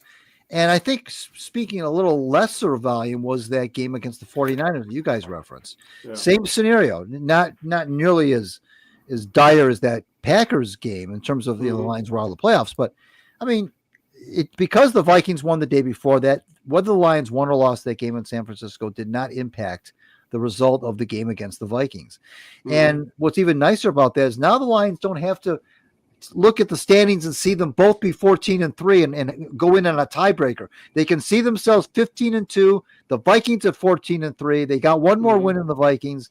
That's a nice thing too, frankly. Who wants to look at the standings and see both teams 14-3 and your team wins because of a tiebreaker? No, you want to win because you won more games than the other guys did. So this is something that I don't know. A lot of teams are going to try to replicate this. This is going to be fascinating. And I said this. I told you guys this was going to happen. Mm-hmm. A lot of teams are going to try to replicate what's going on here. And I don't know that you can. Because, first of all, the GM and the coach came in at the same time. McCaskey, the guy who runs the show at the Bears, got dragged through it because he said, it came in an interview after the season, he was asked, do you think the coach and the GM have to be some pot to go for there to be success? And he said, no, I don't think that's necessary. Of course, the Bears fans just, were beside themselves when they heard that. That's who's running the Bears, guys. Yeah. People like that. But Campbell and Holmes came in at the same time. Yeah. And it's first of all, that doesn't happen very often in and of itself. Usually it's one of the two comes in. Either the coach comes in or the GM comes in. Usually it's the coach. They both came in at the same time and were like brothers almost immediately. And I don't think you can replicate that. I mean, not to say that you can't find, not to say that these teams that are looking for coaches aren't going to find a good coach and they're not going to ever have success ever again. But if they're trying to emulate the Lions, that kind of synergy, I don't know that you can force it. I think it just, I think it happens organically. Yeah.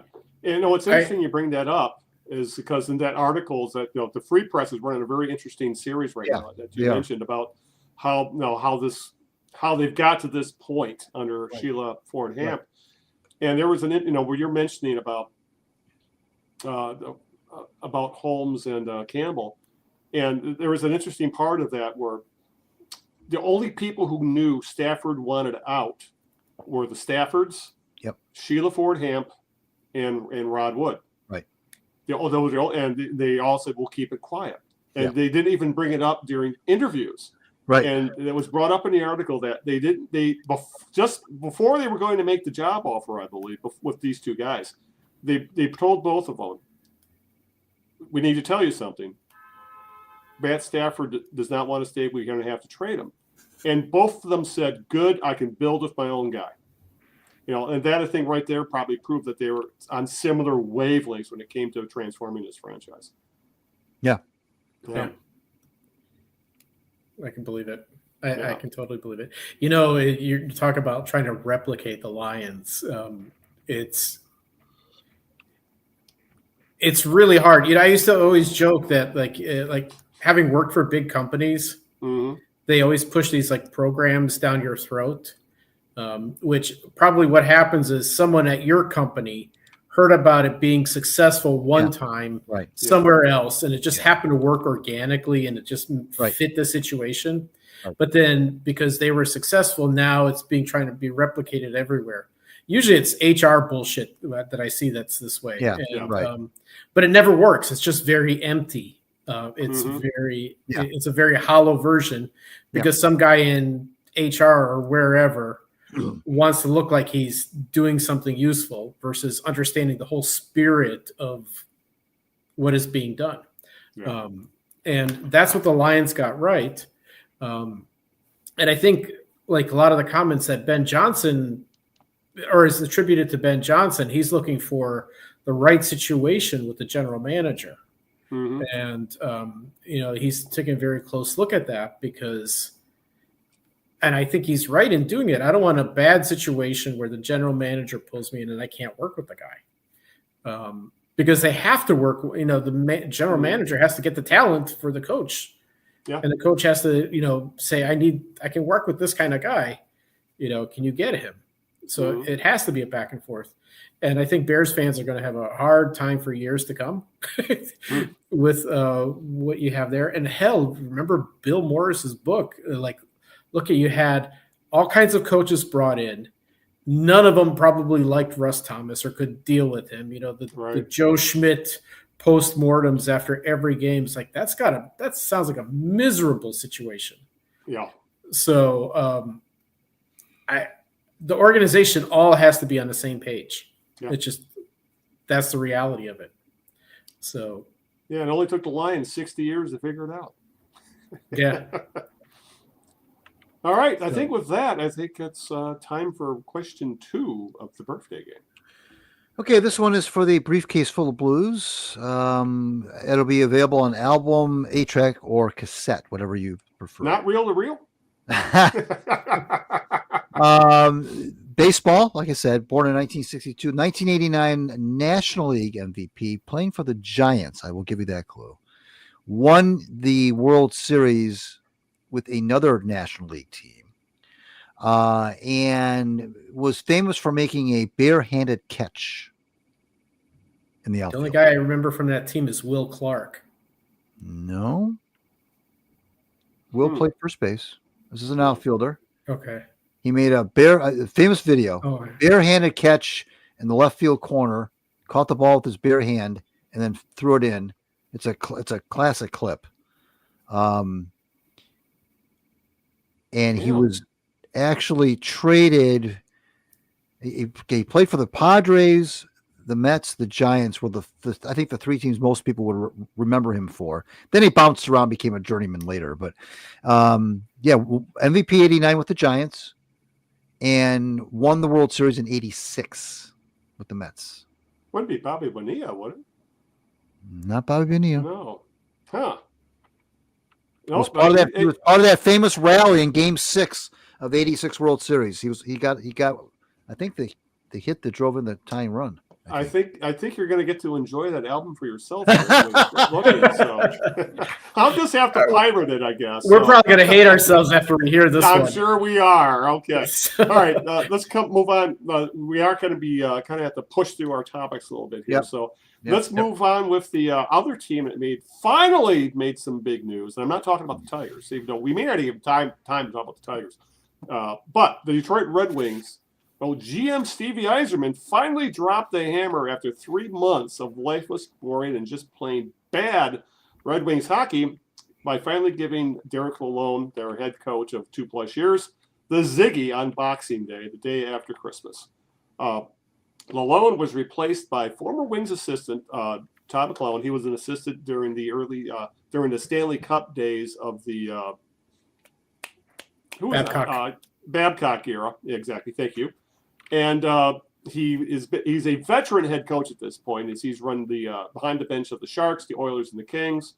McLelland led the Sharks to the President's Trophy in 2008-2009, 117 points. He's made all of his teams have been very competitive, have made playoff runs, but they also has a reputation of playoff failure, having never taken a team past the conference finals, such as the Sharks, who won the President's Trophy, got knocked out in the conference finals. So every fan base you've looked at, McLelland coached, it always comes down to he was a playoff failure. But the thing is, though, right now the Wings just need a guy who can get them there. And right now it looks like, from all accounts, Lalonde is at the very least going to get them back in the conversation. I think the playoffs guys are still a long shot.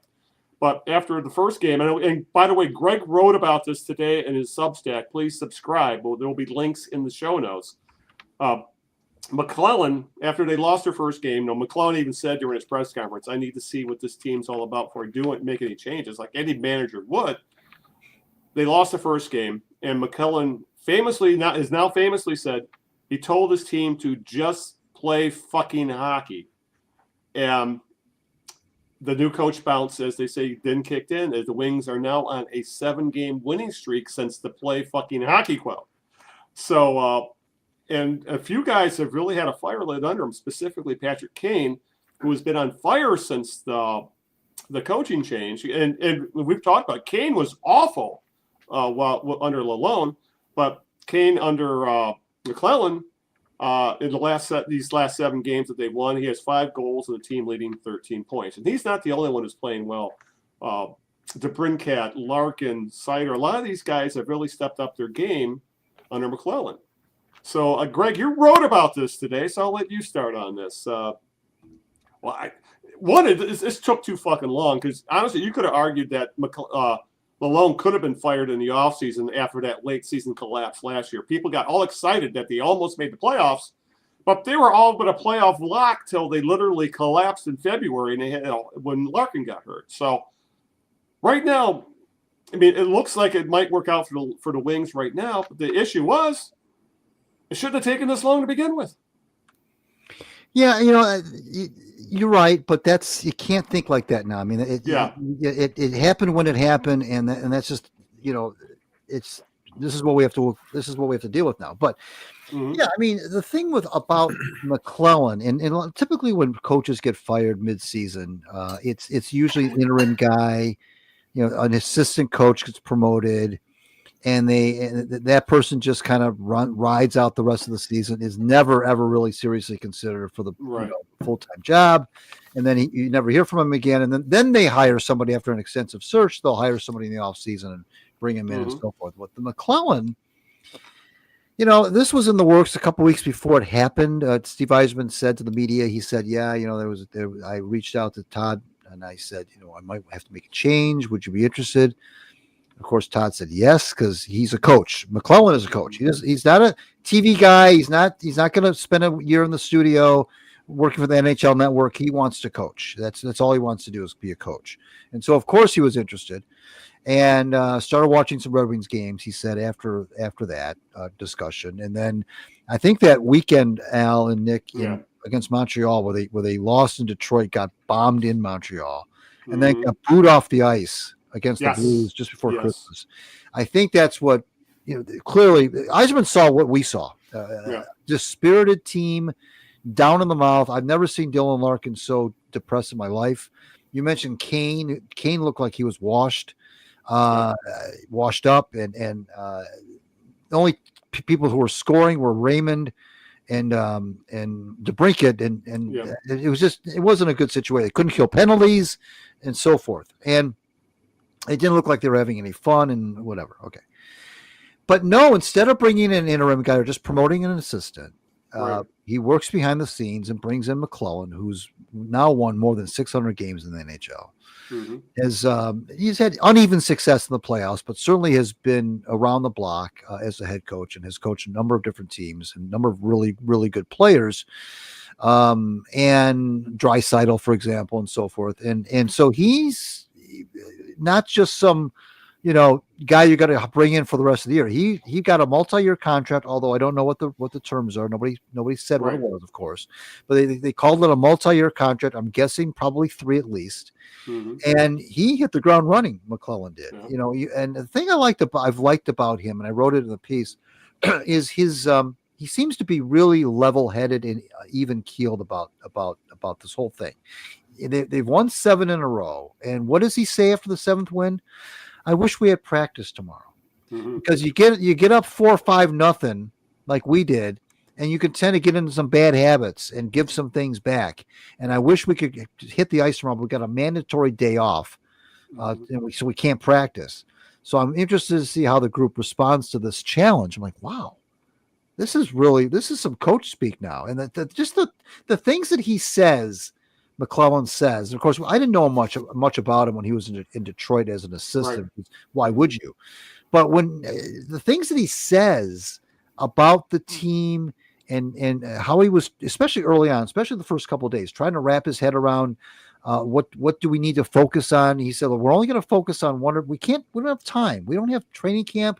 We don't have time to do anything but just focus on one thing. And I think it's going to be keeping the puck out of our net. I think that's what we're going to focus on. But it turns out that what they're doing now is scoring. I mean, they're scoring like crazy. Yeah. Kane has been revitalized. I don't know. A couple weeks ago, he looked like he was washed up. Now he looks like the Patrick Kane of 10 years ago. Everybody, another thing I wrote, everybody on the team is playing better. Not just a few guys.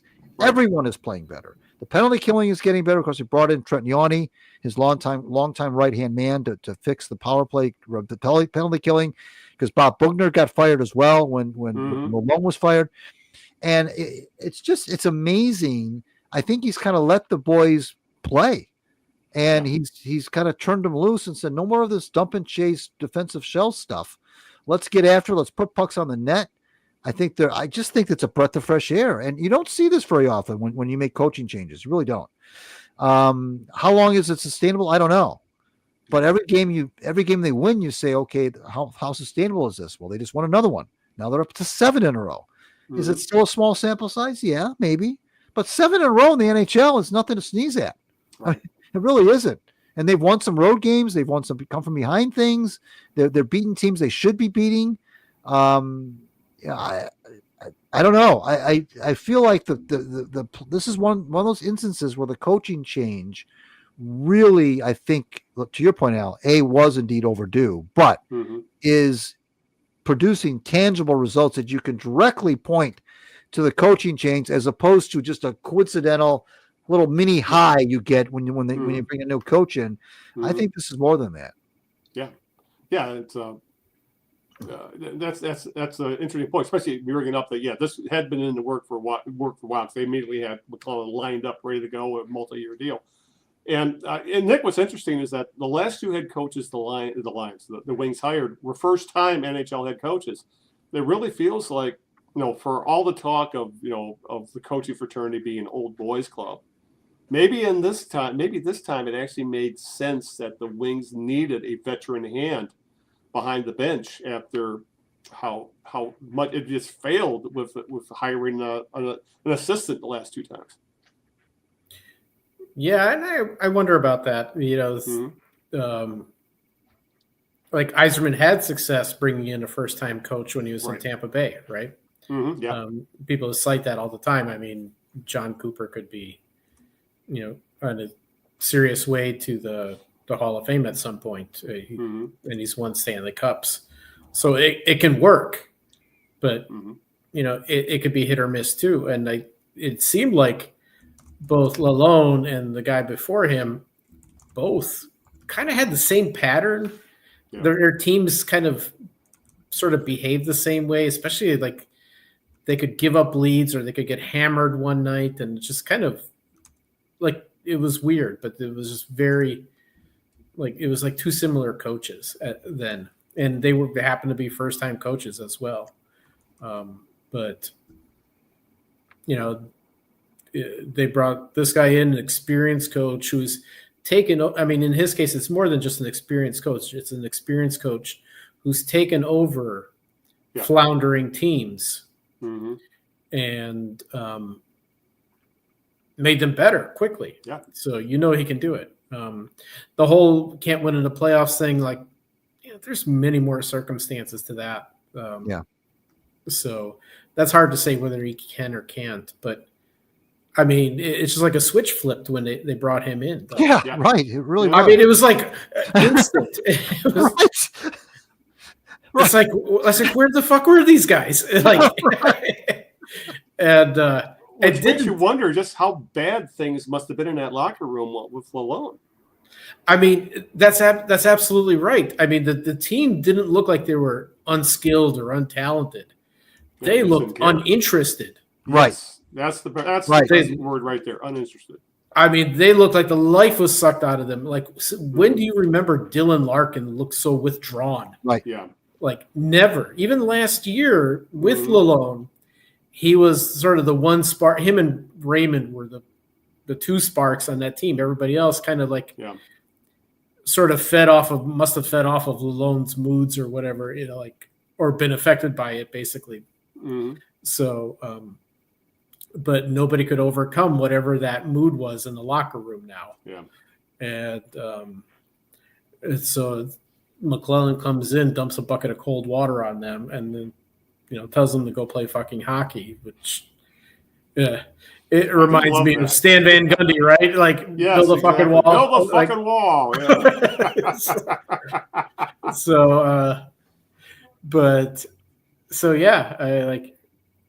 It is so. I mean, just general in Detroit sports today is like, I guess we could find stuff to bitch, but we have to work a little harder now, guys. Isn't that nice? It is actually kind of nice. Yeah, as long as Nick has been doing this show the last couple of years, it's been nothing but doom and gloom, except for the Lions. And now things are kind of looking up. Even like I said, I have a feeling we'll probably touch on the Tigers on the next show, so that's because of time constraints. But that guy, I guess that'd be a good way to segue into the Pistons before we close things out. But before we even do that, Greg, we need the gimme question of the birthday game. Wow, I've given a lot of clues here. What else can I say? He was part of that '86 Mets team. He was right in the middle of that rally in Game 6, that famous Bill Buckner game. He got a base. I think he got a base hit that drove in the tying run. He also played for the Padres. Oh boy, what else can I say, man? His initials are KM. And it's not Kevin McReynolds, but it's the same first name. Kevin Mitchell? Yes. Kevin Mitchell. He was an MVP? Yes, he was. He led the NL with home runs and RBI in '89. Oh, back when counting stats were the be-all, end-all for MVP. Right, exactly. Right. Yeah. God, I never would have gotten that. I would not have remembered him. You're right. All right. Greg, you stumped us. I hope you enjoy the Blues Brothers. And that's actually a very fun album, by the way. I do enjoy the Blues Brothers. It is. All right. With that, we need to touch a little bit on the Pistons because they are such a surprising turn of events going on with them. Over the past 5 weeks, the Pistons are now 11-4. They've raised their record to 20-19. They're over 500 this late in the season for the first time. So probably since Blake Griffin was playing the best basketball of his life for that one year. What was it, 2019, I believe. They're 8th in the Eastern Conference, but they're only 2 games back of the 4th-seeded Pacers. I know earlier on in the season we were like, the play-in game is a possibility. The East is kind of down. Things go their way. And now all of a sudden, are they a playoff team? And, the East isn't very good. There's like 3 good teams and everything. There's a whole bunch of a whole bunch of mediocrity, but mediocrity for the Pistons is a huge step up from a team that only won 14 games all of last year. And the other thing that came out of all this, the Pistons played well. Cade Cunningham has really had his breakout year. He's probably going to make the All-Star team. Yeah, he's like second or third in the league in triple doubles. He's really become a great point guard. But we've talked about before that the Pistons were going to have a ton of cap space, and the NBA wisdom in the NBA was they're between that and they're well under the luxury tax. So that means that they would be open for business to do at the trade deadline to take on bad deals in exchange for draft capital. But it came out this week, the Pistons playing well, and even Trajan Langton in an interview said, we're ahead of schedule, admittedly. That the recent reports now say that the Pistons may be more judicious, is the word being used, with their cap space as they consider their own roster upgrades and flexibility for the next season. In other words, they may take less draft capital if they also receive useful players instead of essentially stiffs or bad contracts. So, Greg, I'm at this, and this is all they're doing this without Jaden Ivey, who broke his leg like 2 weeks ago. They're still playing relatively decent. They're playing pretty darn good basketball, led by Cunningham, obviously. But what a huge change of events from we're going to take on all your bad contracts to we might be buyers. Well, just like we talked about the Lions having their GM and their coach coming in at the same time, that's what's happened with the Pistons. Yeah, John Langdon and JB Bickerstaff came in at the same time. And I was thinking about this. You look at all 4 Detroit sports teams, and they're all 4 of them have coaches or managers that the players enjoy. Yeah. I think the Tigers seem to really rally around Hinch. Mm-hmm. Lions, of course, love Campbell. I think there's a lot of buy-in with Pistons and JB Bickerstaff. Jalen Duren last week said he's the coach of the year. Yeah, he told the press, he said, I think this guy's coach of the year. And of course, the Red Wings seem to be buying into McLelland. Mm-hmm. So now there's 4 coaches now in this town that seem to really have command respect from the players. And you can see the results of that. JB has done, an amazing job with the Pistons, at least thus far. I mean, they've won 20 games, and that's unbelievable. Last year they were 3-36 after 39 games. Now they're 20-19. Mm-hmm. By the way, we're going to have City Hall talk about this February 10th. The trade deadline is the 6th. Yeah. City will be here on the 10th to kind of break it down after all the moves are made, and we'll see where the Pistons lie. But yeah, it's there. This guys. It was always the knock on the Pistons was always they can't finish games. Oh, they can't. They hang in for 3 quarters, and then they fall apart in the 4th, or they have a lead after 3 and can't hold it because they don't know how to win. Well, they know how to win now. I mean, they're closing games out. They're coming from behind. Look at what they did to the poor Kings out in Sacramento, and then the coach got fired. They got Mike Brown fired. Yeah, I mean, so it's a belief. It's a lot of things that's happening quickly with them. It's a belief in the system. It's the players are rallying around him. And you mentioned Ivy, and there were some doomers that's not Jaden. What are we gonna do now? Well, just like the Aiden Hutchinson thing, the Lions didn't lose a game after they lost Hutchinson until the Buffalo game. Right. And now the Pistons, after losing Ivy, they're still hot because why? Because they've got here's the thing too, they've got veterans now, and I think Nick pointed this out last time we were together. Yeah. They've got some veterans now who can play and who are complementary pieces. Beasley has been something else, for example. Yeah, I mean, Beasley and Tim Hardaway Jr. and even a guy like Paul Reed, who you wouldn't think would be much of a difference maker. Guys like that. I mean, I don't know. It's interesting to see how this whole thing has changed real quickly. And like you said, the East is not rife with a lot of good teams, that's for sure. But still, this is quite a turnaround. And it's nice to look at like when they play a team that's down and out, like the Hornets or the Raptors, and say, well, the Pistons should beat that team, and they do. Yeah, and they do beat them. Yeah, it's just they're a real team now. And Cade Cunningham, you mentioned Blake Griffin a few years ago. Yeah, and you're right. Blake literally had arguably his best season ever playing for the Pistons, but Cade is putting up all-star numbers, and he's been doing it for a while now. It's not like he's on a hot streak of 7 or 8 games. He's been doing this for a while now. Even when they weren't winning to the capacity that they're winning now, he is, and I think he's kicked it up a notch since Thanksgiving. I mean, this guy's been on a heater since for at least a month. Oh, the different. I watched a lot of games last year. Yeah, no comparison. It's kind of like watching during Lalonde and after Lalonde. Right. It really is. It was more of a gradual improvement with the Pistons, but it's really a different team. They're fighting the entire game. They're playing like all 48 minutes of the game. Yeah. They are playing defense, which they never used to do. Right. And I saw this under Casey and, obviously under Williams. They used to look really disorganized, and they'd get down 20 or 30 points. And all they would do is try and throw up prayer 3-pointers and obviously miss. Right. And a lot. Right. And never a rebound. It's just like once they run all as far as the 3-point line, chuck it, miss it, and the other team goes back and scores on them. Like that was basically the games. Not anymore. They're hitting their threes now. They're taking their time and setting up shots.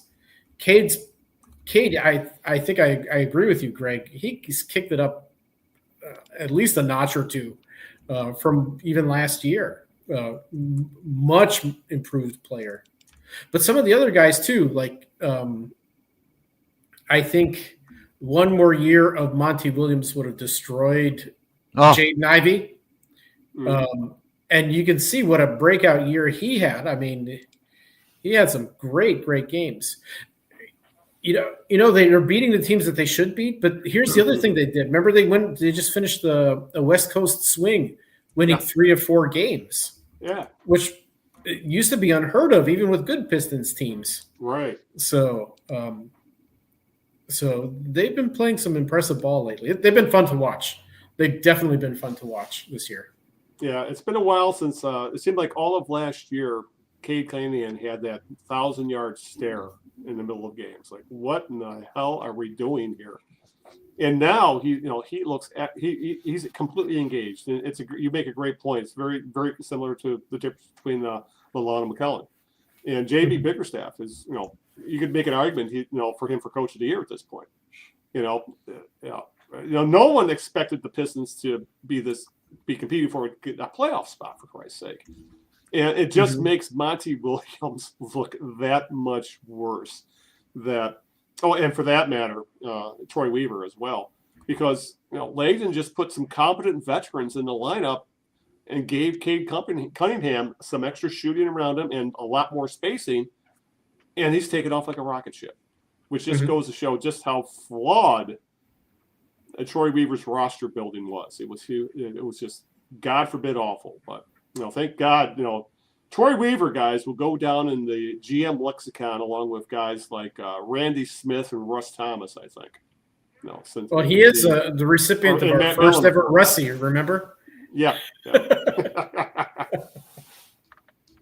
All right, I think with that, we need to start wrapping things up because we're running a little long. Well, running a little long for us today. So I think that means it's first off, we will touch on the Tigers on our next show, and I think we may have some more, hopefully more news about the Tigers anyway, along with maybe we'll finally have some sort of resolution in the Alex Bregman chase, and for that matter, Anthony Stantlander and Jack Flaherty and what else, other people they might be in on. So we'll touch on the Tigers on the next show. So with that, I think it's time to name our jerk of the week. So Nick, you are up first. Who's your jerk?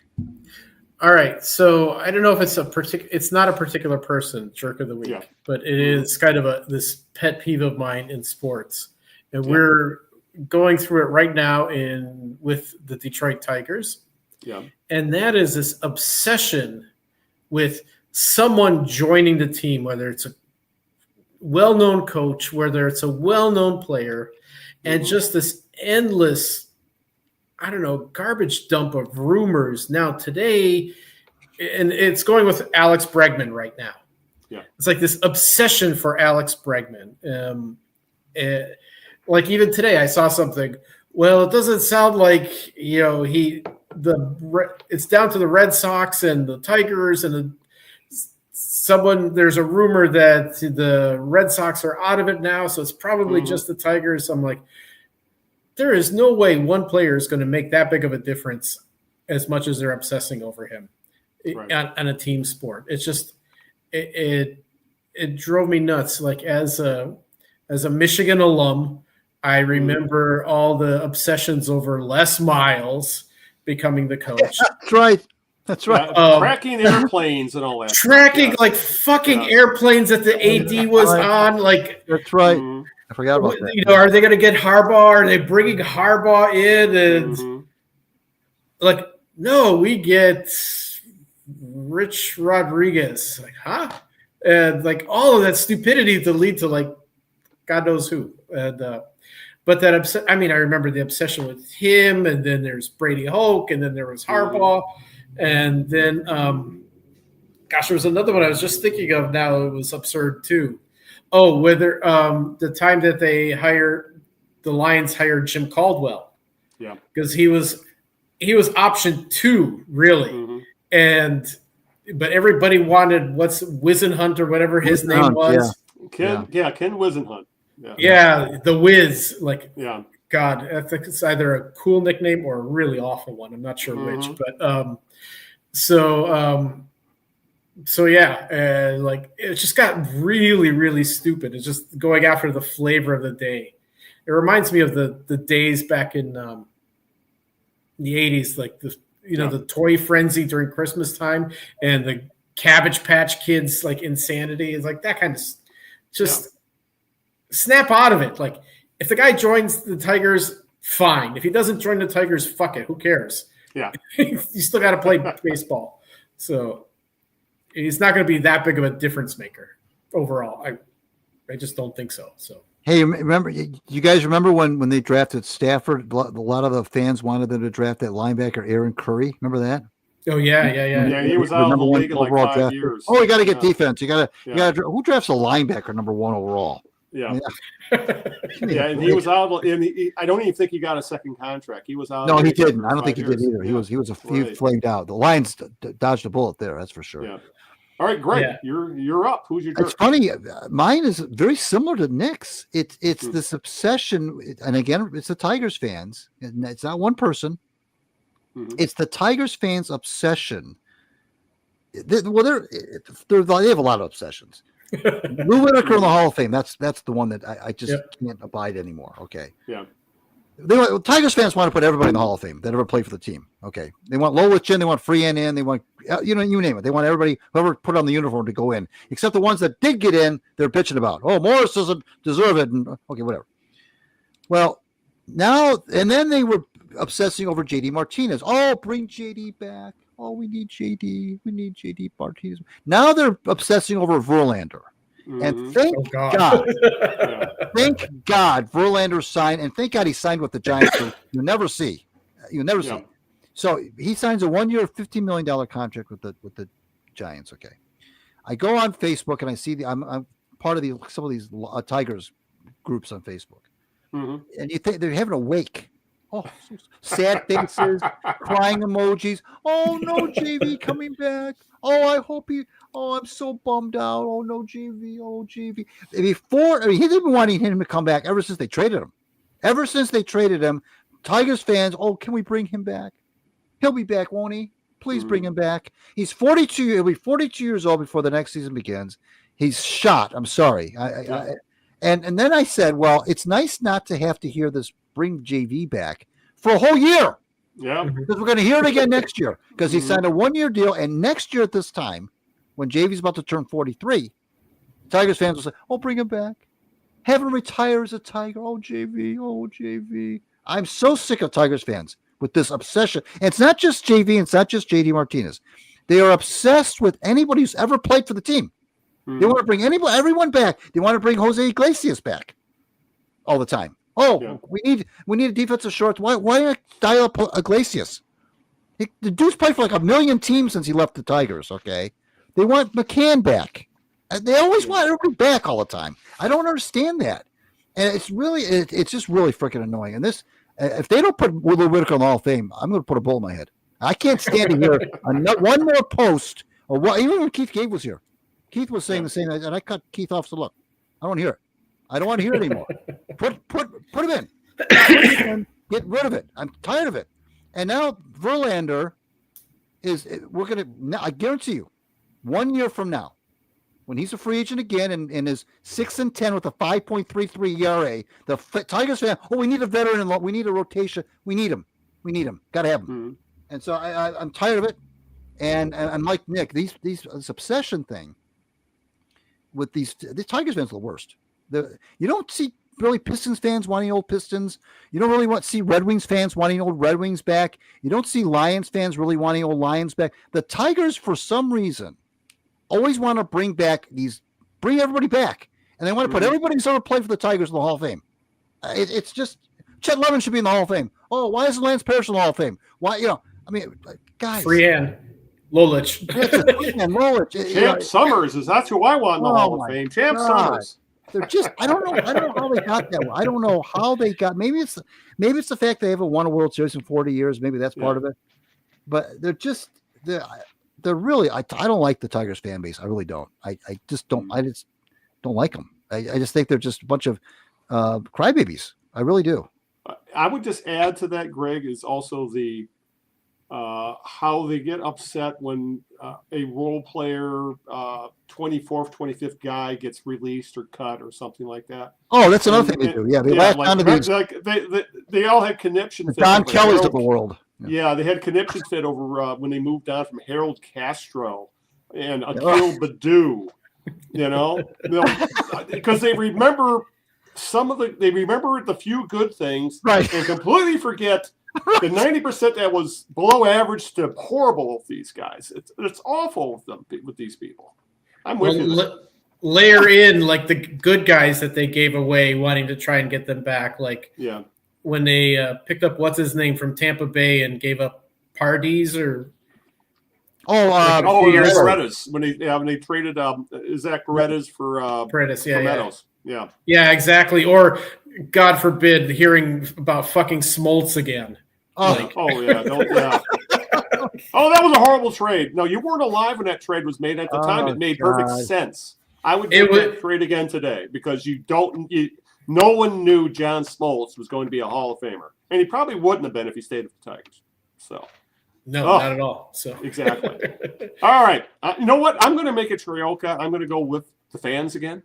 But in my case, it's going to be, if you spend any time on social media, go on Reddit, go on Twitter, go on Facebook, and you'll see right now it's the Piston and Red Wings fans who get absolutely pissed off over the Jared Goff chants that turn up in the middle of games. And they think it's disrespectful to the organization and the players on the court and the ice that they're chanting a football player's name in the middle of of our sport. This isn't a lie. This isn't Ford Field. When they conveniently forget that, don't they remember the "Let's Go Red Wings" chants that would break out in the middle of Lions games and Tigers games back in the day? And for that matter, that the Jared Goff chant, I think, has become more than just a Lions thing. I just think it's become a Detroit sports support thing. It's that because it's breaking out at Michigan State game. It's broken out at Michigan games. It's broken out at. It constantly goes on at Pistons and Red Wings games, and of course Lions games. But I think it's more than. I think these people need to realize it's more than just a Detroit Lions quarterback thing. It's a kind of a Detroit sports thing now. It's what I mean. It's kind of come a generic "Let's go Detroit." Yeah, right. Instead of saying "Let's go Detroit," we're saying "Let's Jared Goff." Right. But the fact that people are that's what I learned a long time ago. When you start telling people how to be a proper fan, that's a huge mistake.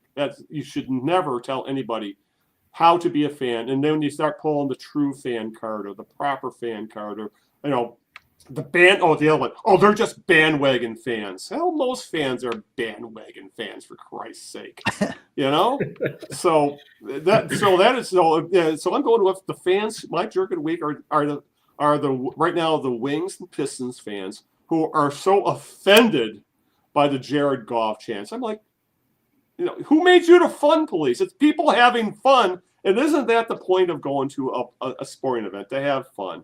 So, yeah, those people must be a hell of a time at parties, but, if you're not doing things perfectly. So that's my jerk of the week. That's a good one. They're all good. Yeah. This is good, too. Yes, yeah. Very different flavor. This has been building up for a while with all of us, I think. So, all right, with that, I think we need to get the hell out of here, so we are running long. So, Greg, if you could, I know you've already mentioned some of our upcoming guests, but you could go into who we have coming up on the show and some of our other thank yous and what's going on and social media and all that fun stuff. Yeah, thank you to Bill Morris. Thanks to Nick Milanovich for getting Bill Morris. Yes, thank you, Nick. That was a really good get. Bill was a fantastic guest, and I love his book, and I can't wait to keep reading it. Al will put it in the show notes, I'm sure, how to do that, how to get the book. Follow me on, subscribe to my Substack, gregeno.substack.com. I would appreciate that. I will be in your inbox every Monday if you do that. And occasionally I will be there on Thursdays as well. And follow me on Twitter at Greg Eno. Follow me on Blue Sky, Greg Eno. And check me out there. And the Knee Jerks can be followed as well on Twitter at the Knee Jerks. I want to thank my lovely wife, Sharon, for putting up with this nonsense every 2 weeks. And thank you, gentlemen, for making Monday nights so gosh darn fun. All right. And Nick, let everybody know where they can find you online. Yeah. Probably the place where I actually am most active is still Twitter with at Nick Milanovich. But I'm also on Blue Sky as my alternate ego, Cat Up a Tree. You can find me on both places. Connect. I'll chat about Detroit sports anytime. It's been a blast. So yeah, the more the merrier to have the conversations. All right. And as always, I'd like to thank you guys for putting up with our hijinks every 2 weeks, or in this case, it's been about a month because of the holidays and what's been going on. But as always, if you want to, we would appreciate, I should say, if you would like, share, subscribe, do what the kids do on YouTube and and all the podcast places where please pass it. Please let us know what you think or pass on the word of the show. We're on social media. Greg has just already said where you can find us there. But if you want to subscribe to the podcast, more, other than just look us up, which you can do, we are available on all places, pretty much anywhere podcasts are aggregated, including Apple Podcasts. We're on YouTube Music. We're on iHeartRadio, Spotify, Amazon Music, Deezer, Radio Public, Ghana. TheKneeJerks.net is our homepage. And as Greg had said, everything we've talked about today, including links to Bill's book, links to Greg's Substack, all the social media stuff, will be on our homepage, along with a direct download of the MP3, which you can do what you will. So I think with that, we need to get the hell out of here. So until this time, approximately 2 weeks from now, I'm going to talk to you guys after the show. This is Al Beaton saying good evening, good luck, and aloha, along with Nick Milanovich. Good night, guys. And, of course, Greg Eno. Ciao, Italy. We'll see you in 2 weeks-ish. Yes.